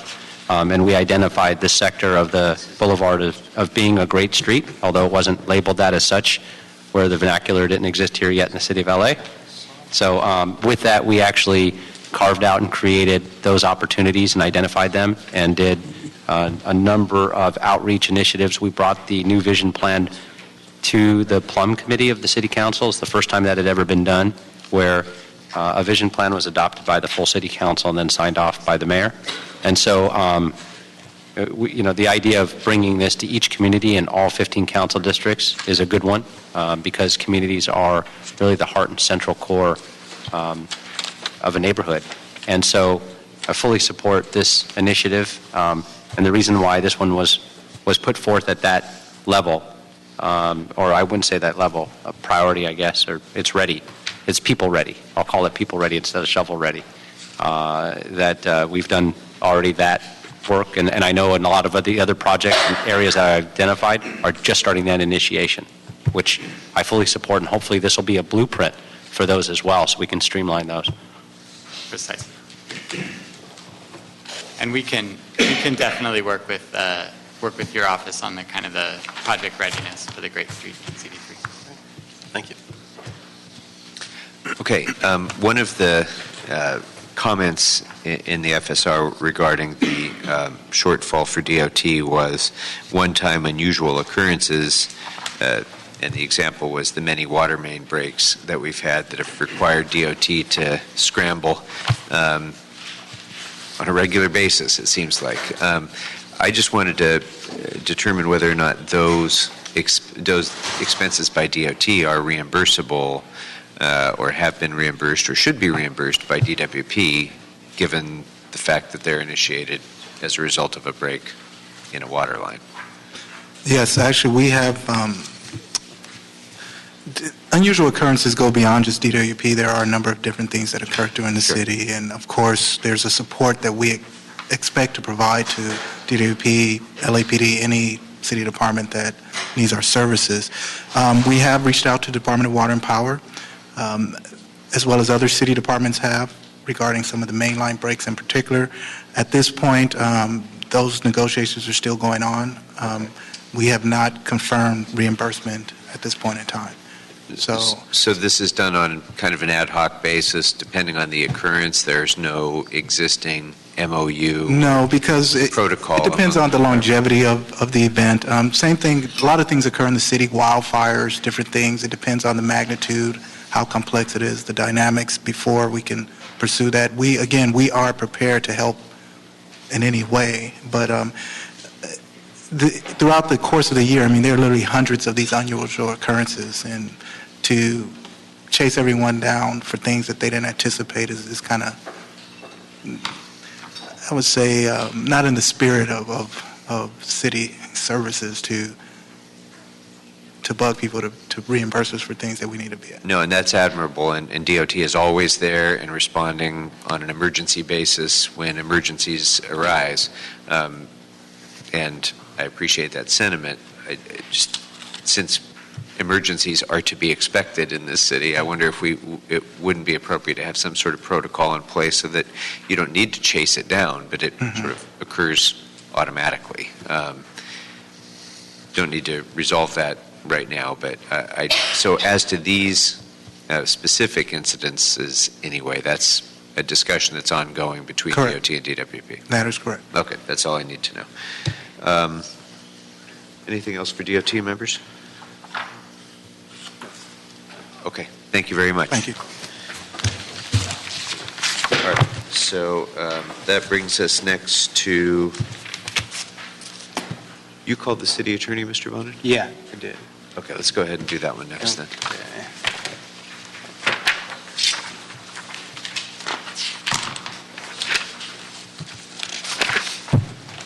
Good afternoon. Good afternoon. How you doing? Great, how are you? Good to see you. I called you guys up because I understood that your office had a concern about one of the recommendations in the FSR. I think first a clarification, if that's okay. In the financial status report, there's a suggestion that there's $1 million or so surplus in our salary account. And I just wanted to clarify that about $1 million of the $1.1 million is attached to reimbursements or special funds. So the actual general fund surplus, so to speak, is only about $99,000. So I didn't want anyone to sort of have the feeling that we were flush in our salary account. That's the first piece of it. The second piece of it relates to the ACE program. And as you know, at your last council meeting, there was a suggestion that our department would be provided with a new appropriation for the 4 new positions associated with that program.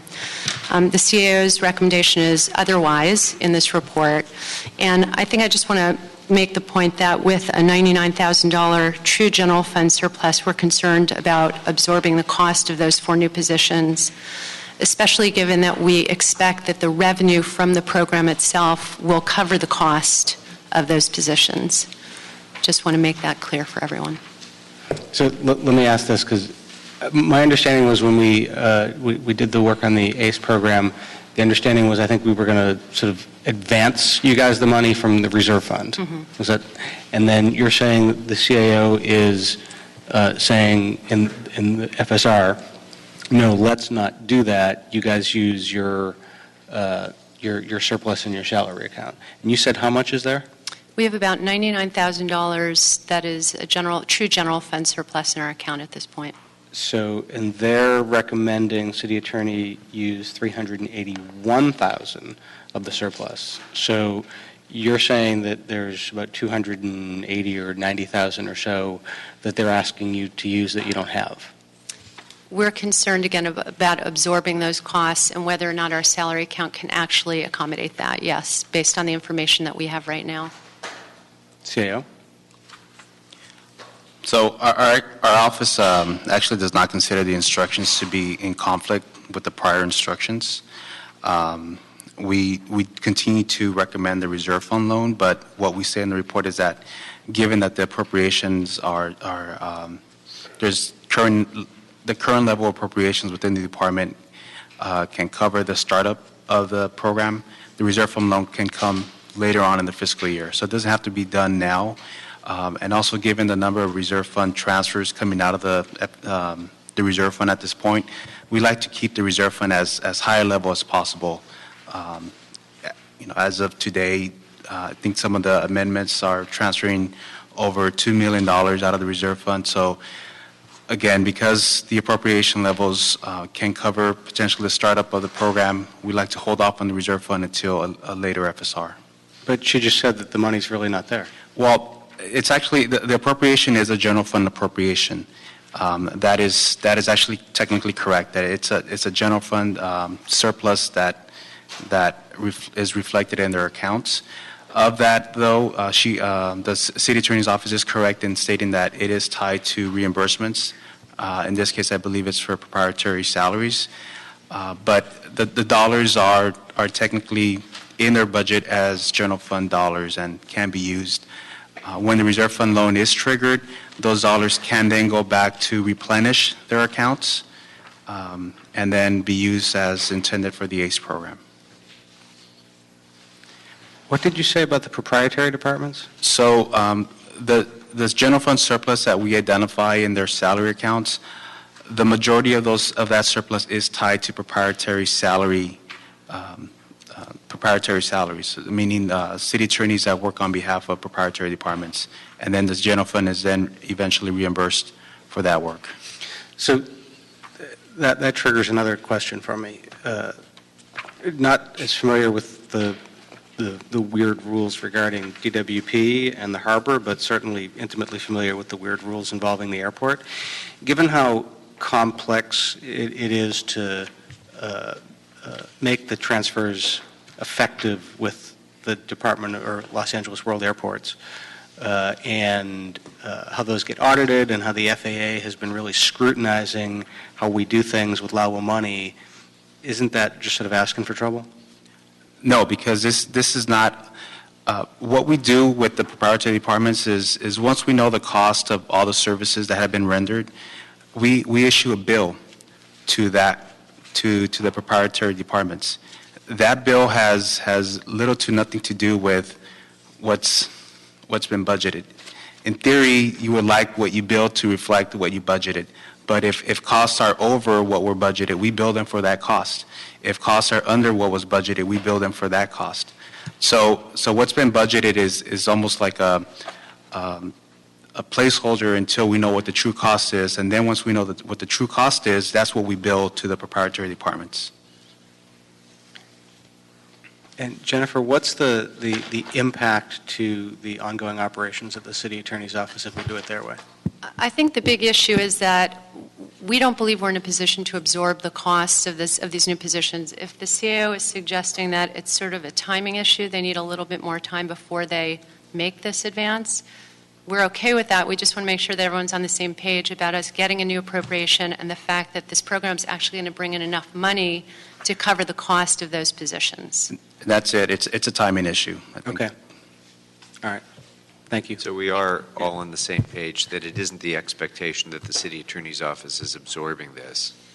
To the extent that these needs can't be met, there will be an availability of a reserve fund loan in a future FSR, and there will be the anticipated revenues that will come from operation of the ACE program as well. I'm sorry, I'm not sure if I heard you accurately, but I want to make sure. So the expectation is that the city attorney's office will not be absorbing the cost. Correct. That's correct. That's the conversation that I heard consensus. That's right. Thank you. So I just wanted to clarify that that was our consensus. Thank you very Great. much. Thank you. All right. Thank you very much. All right. That brings us then to Mr. Englander. What's your preference, finance or street services? Finance is fine. I just got a quick question. I think that was on page 28.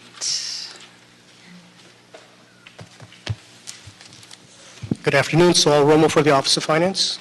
How you doing? Wonderful. Just on the credit card compliance issue, I didn't see a report on where we're at. I know last time we'd had a report back on the compliance issue and ensuring that we had a plan to make sure that our customers can continue paying their bills with credit cards, and that plan wasn't funded. So I didn't see anything in the FSR here, and I was... Well, I can give you an update now, and I can give you an ongoing regular update within 30 days if you'd like. We have been actively involved with 14 departments that accept payments through credit card. We have engaged a vendor, TrustWave, to do an assessment on the compliance by those departments with the new security standards that have been implemented that are set to take effect January 1st. Every department has assigned to it what is called a qualified security assessor, meaning an individual who assesses the department's the point of sale and credit card environment to look at data information, data flows, the network, policies and procedures to assess the gaps between the existing compliance standard and the new compliance standards. There are weekly conference calls with each department and their respective QSAs. Office of Finance staff participate in all of those phone calls, and we have at minimum one, sometimes 2 or 3 staff members.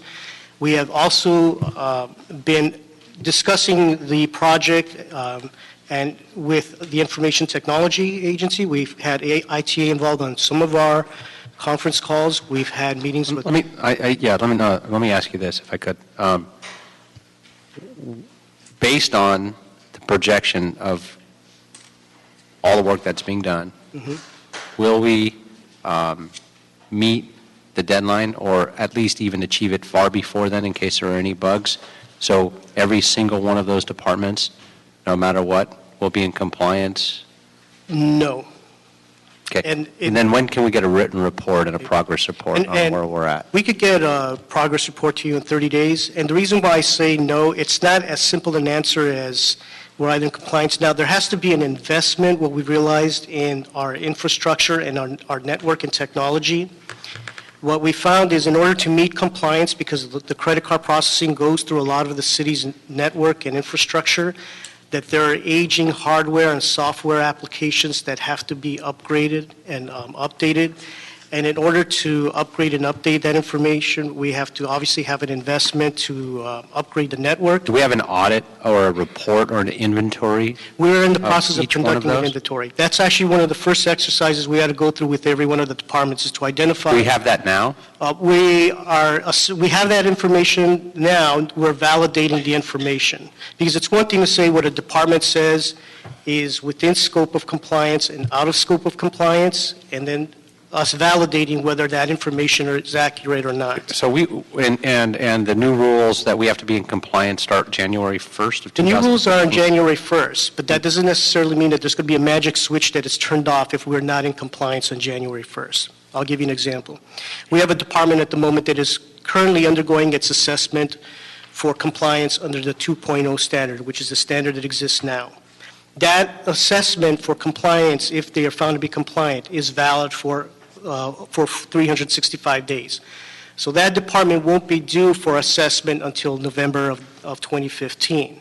So if there is a gap in its ability to meet those new standards, we have to we have to ensure that any gaps are ameliorated between now and 2015 in order for them to meet compliance.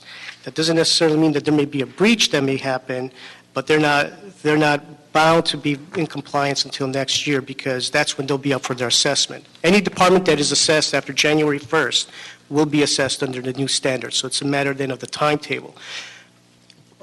We've been talking to ITA about what is required.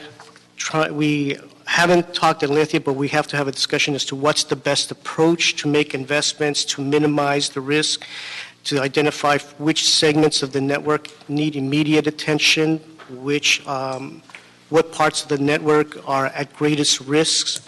And as we're assessing that inventory and assessing some of the information, we're going to be making some of those determinations. So and you said there's no switch, but don't the banks have a switch? So if the banks that we're banking with say banks do have we're not in switch. compliance and we don't want to be liable. Correct. What will happen is our merchant providers, meaning Elevon and Wells Fargo Merchant Services, at some point will be inquiring and will be communicating with TrustWave on the city's status and compliance on PCI standards. The banks will be curious to know what our compliance and what our intent and what is our strategy for ensuring compliance. If the banks feel that there's an area where we do not meet compliance that is of particularly high risk, they may give us a time frame which to meet that compliance. It may be 30 days, it may be 60 days, it may be 180 days. But we will be engaging in a conversation with the banks. And could it be immediate, or they say, this is one of an area of concern we have, in terms of privacy or data. We feel that's just not sufficient. We've already passed the timeline of January 1st. We're going to go ahead and shut you off until you fix it and you come in compliance, and then we'll reactivate. Would that be a possibility? That is a possibility, but we think it's a very remote possibility. We've had our conversations with Trustwave, who does this as a matter of business and talks with the banks regularly. And the first good faith effort is the seriousness with which we're taking this effort. We're obviously earnestly engaged with the departments. We're identifying the problems. To their experience, they haven't turned anybody off at this point and are not likely to turn anybody off. There will be But we haven't hit the deadline yet. We haven't hit the deadline, but we're not the only merchant nationwide who is up against this particular deadline. It's all of the big merchants across the nation, the Macy's, the Nordstroms, the Walmarts, the Targets, other government corporations, other municipalities. We've seen what's happened to them. So Yeah. with that, colleagues, They're the reason why thanks for giving me all the time on this. This is an important issue. And it's critical because if we get shut off and we have people that make payments or on automatic pay on their credit cards, they go to pay perhaps a ticket of some sort, and the transaction doesn't go through and they're stuck. Or worse, they're on an automatic pay, and we're going to run in all kinds of perhaps ripple effects where they're now getting late bills and late fees that all of a sudden they thought they were paying their DWP bill, for example, and then 2 months later, it's twice as high as it was because they didn't receive the last payment, and they've got either notice of disconnect or late fees. Those are scenarios that are likely, and that's why I wanted to spend a little time on this. It's very important. A report back in 30 days puts us right up to the deadline with the holidays as well. I appreciate the verbal on where we're at, and I'll leave it to the discretion of the chair on where we take it. I appreciate it. Thank you so much. And I know you're putting a lot of effort and a lot of time and, trying to get It's not just our department. everybody on board. I want to also give thanks to the departments that are participating, because we are asking for a tremendous amount of work in a relatively short period of time from their system staff and from their business staff. So I really appreciate all the hard work that the departments are doing. Big issue. No, thank you. Okay, thank you. Thank you. Anything else for finance, members? All right, that brings us then to street services. Mr. Englander? Oh, I didn't call.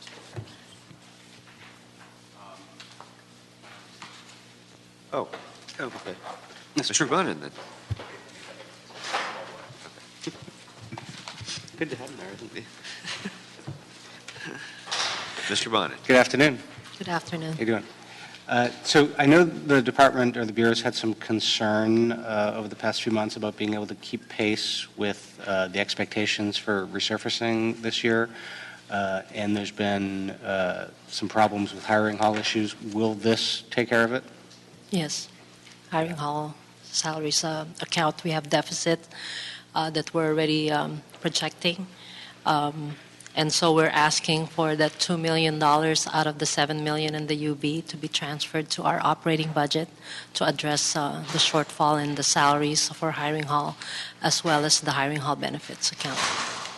And are you going to need a position authority or anything like that in addition to this, or is this?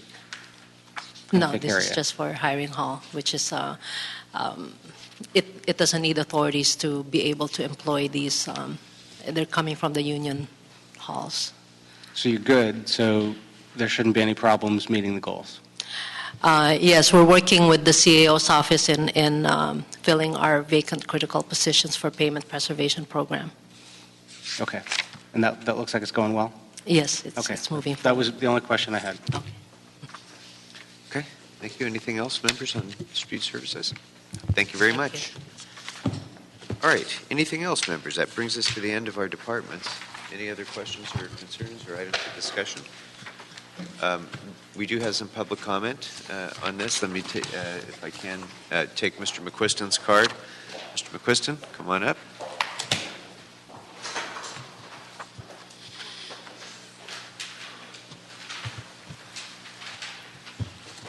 Welcome.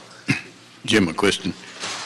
I haven't really gone through the FSR yet, But I noticed a couple of things that kind of startled me, and that was the rate of interest that we're getting or having to pay on a lot of these things. I remember the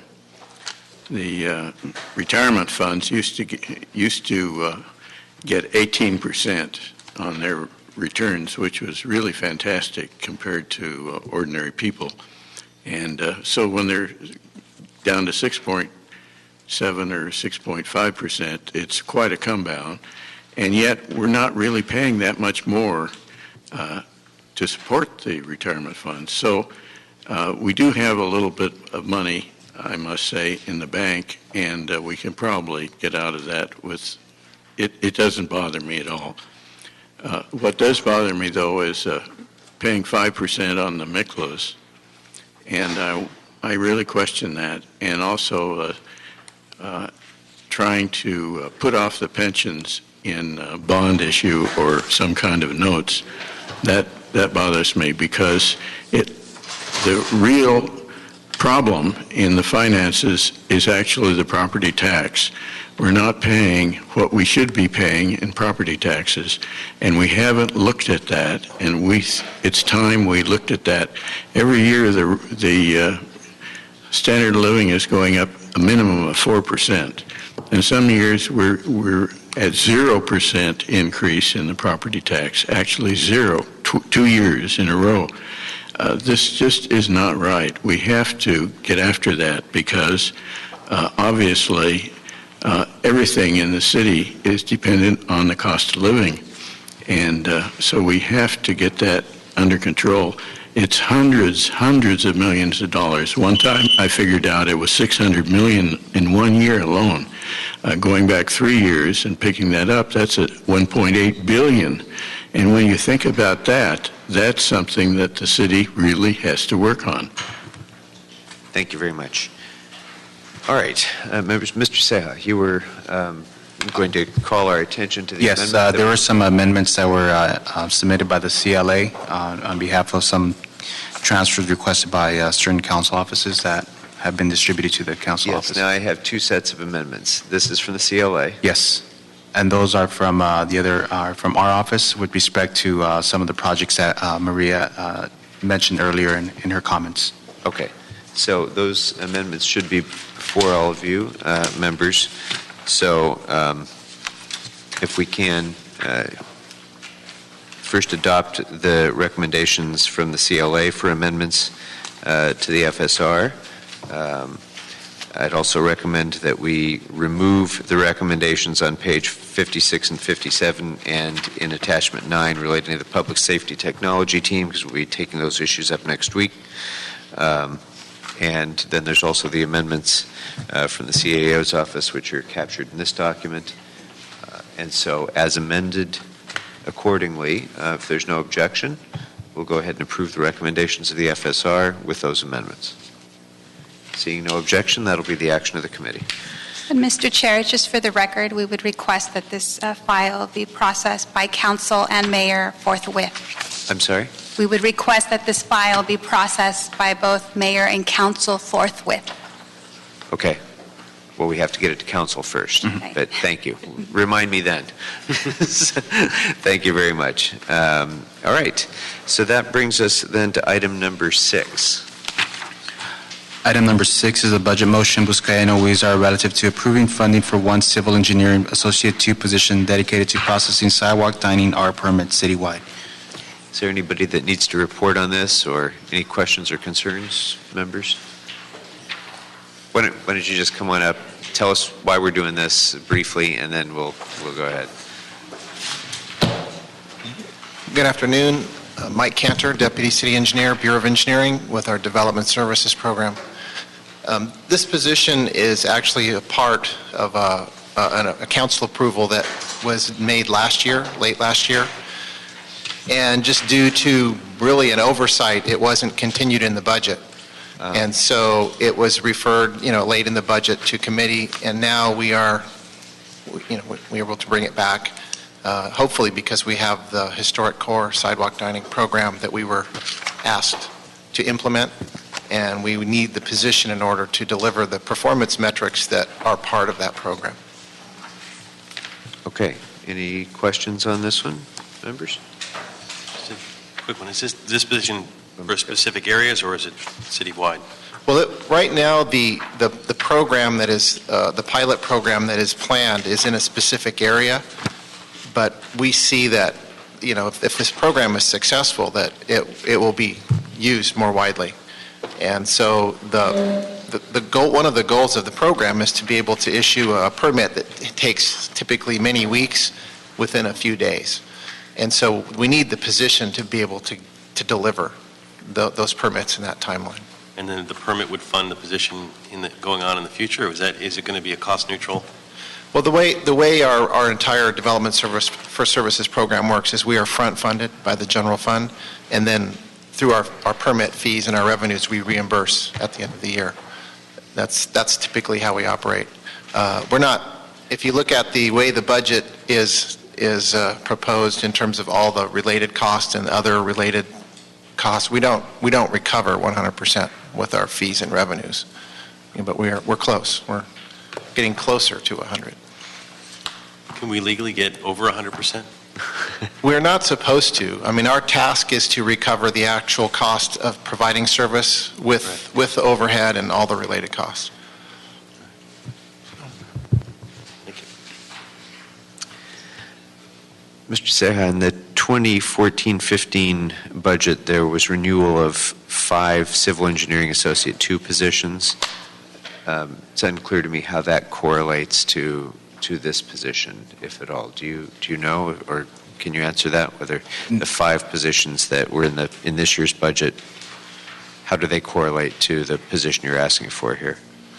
Well, as far as I know, I think we received 9 in the development services program. Right. For current year, we were approved for 9 new positions, regular positions. So this position it's a separate project. The 9 positions will provide a variety of services that the Bureau provides, you know, anything from the general public counter services to B permit services and backroom services. The position that we're discussing today is related to revocable permits for sidewalk dining and sort of the new streamlined, faster, less costly program. But I think our office does need to clarify with the department whether or not a position actually exists for this program. If it was a resolution position that was inadvertently left out of the budget, then the department would technically wouldn't have that position in their as part of their department for this fiscal year. So if it was a resolution position, we need to clarify whether or not that was included or excluded from this year's budget. Yes, and it was not. What we are here is requesting the position and the funding. That's our ask. Okay.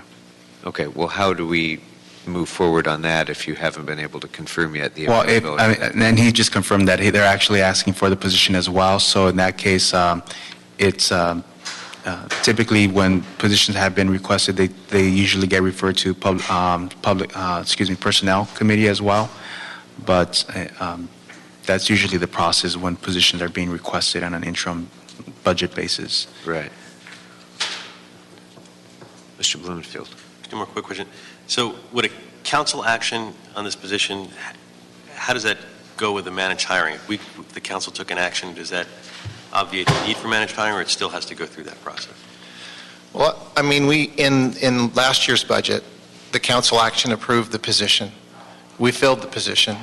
The position wasn't continued in the budget. We moved the person to another position.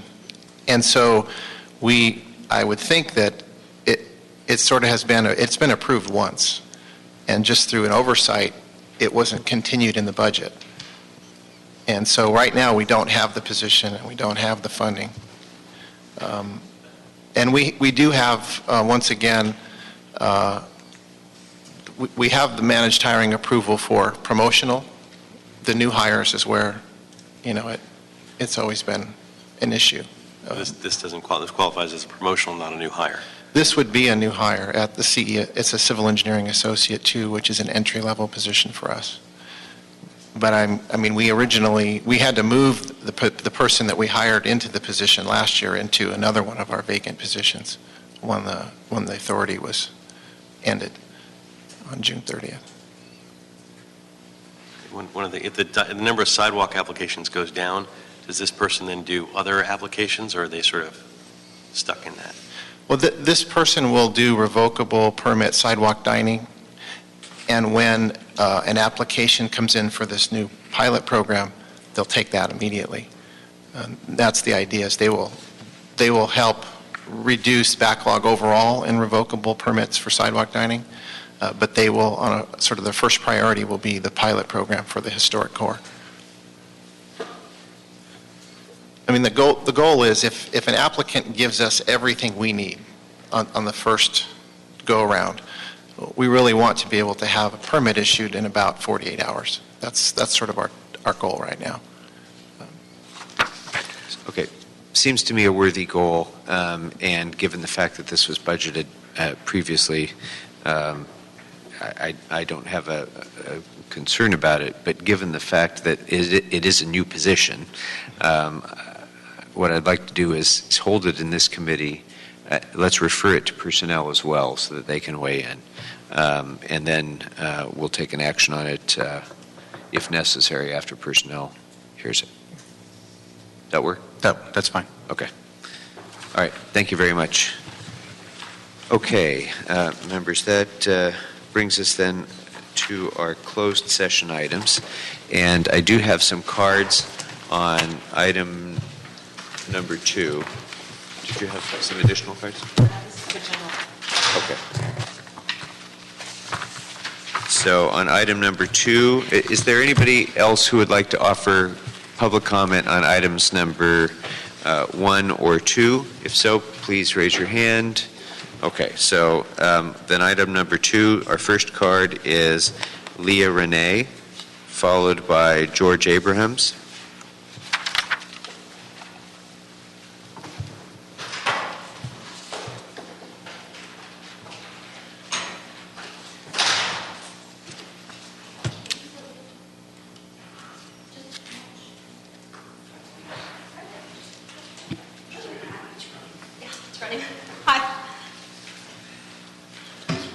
Good afternoon. Hi, my name is Leah Renee, and I brought you all a piece of paper. I think I was told it was already online, and I just want you to know that please excuse any little typos or anything, because I did it pretty quickly today, and if there's an error, you can correct it, and the body of it still stands.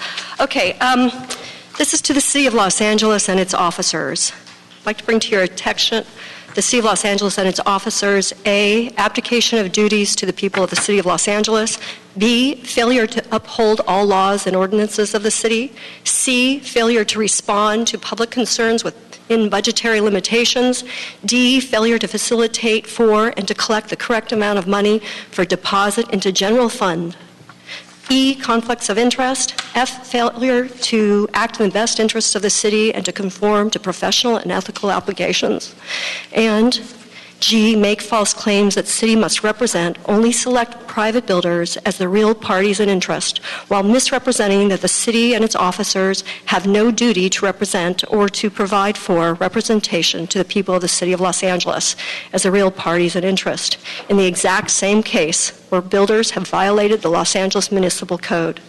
The city attorney is seeking approval to retain outside counsel to appeal the city's losses in cases in which the City Department of Building and Safety and City Planning Department have been held to violate the law. Such action conflicts with the interests of the citizens of the City of Los Angeles and violates various sections of the municipal code as set before. It's all listed in here. I won't bore you with the details. You can read it further. Such action will set a precedent of the city's misconduct, misrepresentations, false statements, and false claims, as the city is defending the interest of developers whom it illegally does not charge the correct permit fees for developments misrepresenting. You know all of this. I just want to make sure you know that the people of the City of Los Angeles must be represented, protected equally. Thank you very much. Thank you. Perfect time. Our next speaker is George Abrams, followed by Rosemary DeMonte. George Abrahams. It's not a fluke that the Hollywood community has been winning against the city and the Hollywood Chamber of Commerce. In the last 3 years, we've beaten you 4 times out of 4 before 4 different judges. Hollywood Gower, Hollywood Community Plan, Target, Sunset Gordon. And we've been winning because you have a pattern and practice of operating contrary to law. And retaining outside counsel isn't going to change that. We warn you during the administrative process of everything you're doing wrong, and you think that you can just vote on it and expect the city attorney to pull a rabbit out of his hat to get you out of that jam. And so the reason we're fighting is because Hollywood is the wrong place to concentrate master's development. It's bad planning practice, it's bad planning theory. We've got a mountain range on one side with narrow roads. We have streets that millions of people travel through that were two freeways that were never built. The transit-oriented development planning theory has always failed. It only results in outward migration and leaves traffic jams for the people that remain. And so that's why this battle is taking place. It is the Hollywood Chamber of Commerce on one side fighting for profit and the people of Hollywood on the other side fighting for survival. And I'd ask that you give up your misguided belief that bringing in more and bigger projects is going to save the city from fiscal collapse.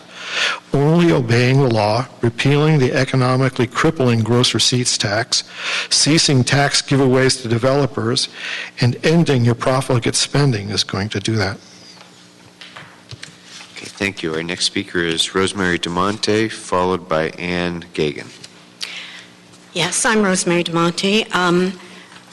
When the council passes these outrageous projects and you refuse to listen to your community, the constituents, you tend to stand with the developers, and you get what we're getting now, lawsuits. I don't know if it's because your arrogance that you believe you know better what is best for us than we do know what's best for us in our community, or you take it, all of a sudden you're taking this action to get hotshot lawyers to obscure and outfox the law.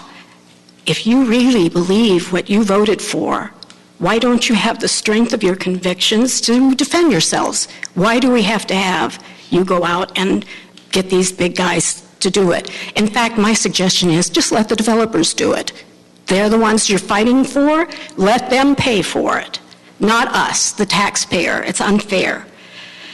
And the only thing that we've had on our side is the law. And until you buy the judicial system, no matter who you hire to defend your egregious gifts to these developers, you will lose. So why don't you just follow the law and defend it if you believe it? And also, I'd like to add that there has been insinuation that the people who sue you are living high on the hog and that, in the land because of these decisions, but it's not true. They're only getting the money they paid to defend themselves. And what they do with that money is maybe save it for the next time you do another one of these projects that you refuse to listen to us. So please, listen to your constituency for once, instead of just this massive projects you have that you think of names are going to break now. All those online will destroy the whole infrastructure of the city. Thank you. And our final speaker is Ann Gagan, and that's the final card that I have. So. Good afternoon, gentlemen. Okay, so I don't really understand if you hire outside counsel, if the taxpayers are going to be paying for that, which means, well, the thousands of taxpayers across the city of Los Angeles involved in lawsuits against the city funding counsel that's going to fight their lawsuits, or if the developers are the ones who are going to fund outside counsel, which means if anyone has a question in their mind whether or not the city has sold the city to developers, there will be no doubts in their mind anymore. We all know that the city has lost 4 consecutive trials in Hollywood in front of 4 different judges. When these things come to a court of law before a judge, honesty and justice always prevail. These are lawsuits filed by council members, own constituents, who have no representation, but rather are continually ignored, dismissed, and at times betrayed by those we voted into office until there's no recourse but to protect our communities from the laws that are broken that are in place to protect those very communities and the people and their qualities of life. And they're broken to accommodate developers' projects. They're supposed to protect us. Instead of wasting more money, this is unbelievable to me. Taxpayer money or developer money, the city and city staff should stop breaking these laws, be ethical, and stop colluding with developers and enabling them to destroy our communities and to endanger public health, safety, and welfare. This is huge. This is a complaint that's all across Los Angeles now. You know it. If you're going to allow these developers to bribe you and pay for outside counsel, there will be a revolution in this city. I don't think you all ran for office and campaigned and took these seats to have this kind of unethical behavior and chaos going on. When people voted you in, they thought that you were going to represent them. And this has been a bloody battle. We have no representation. And shame on you. I don't think that's why you're here. Okay, public comment on item number 2 and item number 1 is now closed. Mr. McQuiston, as a courtesy to you, I'm going to take your public comment card before we go into closed session, so come on up.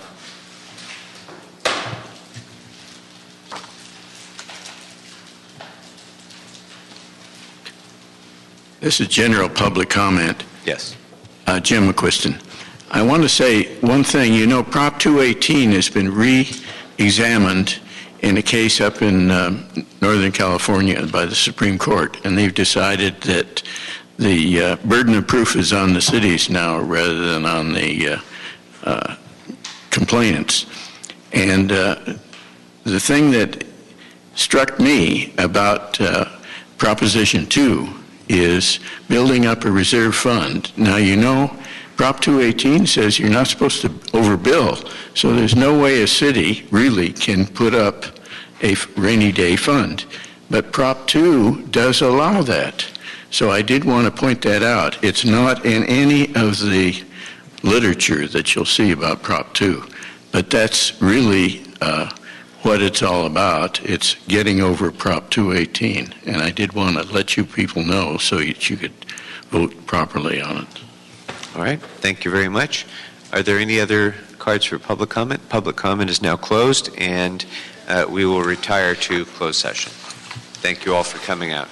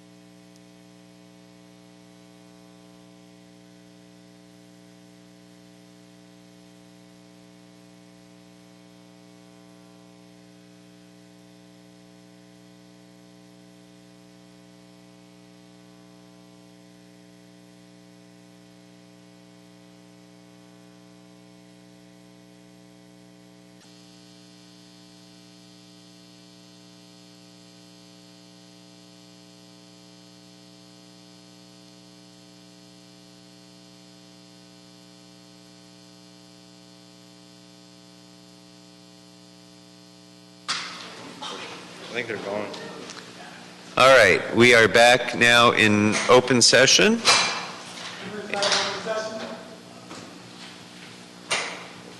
Nobody out there? No one, sir. All right. We are back in open session. The committee conferred with council, and on item number 1, we need to report item number 1. We concurred with the recommendations of the city attorney. On item number 2, no action was taken. And with that, we are adjourned. Thank you, guys.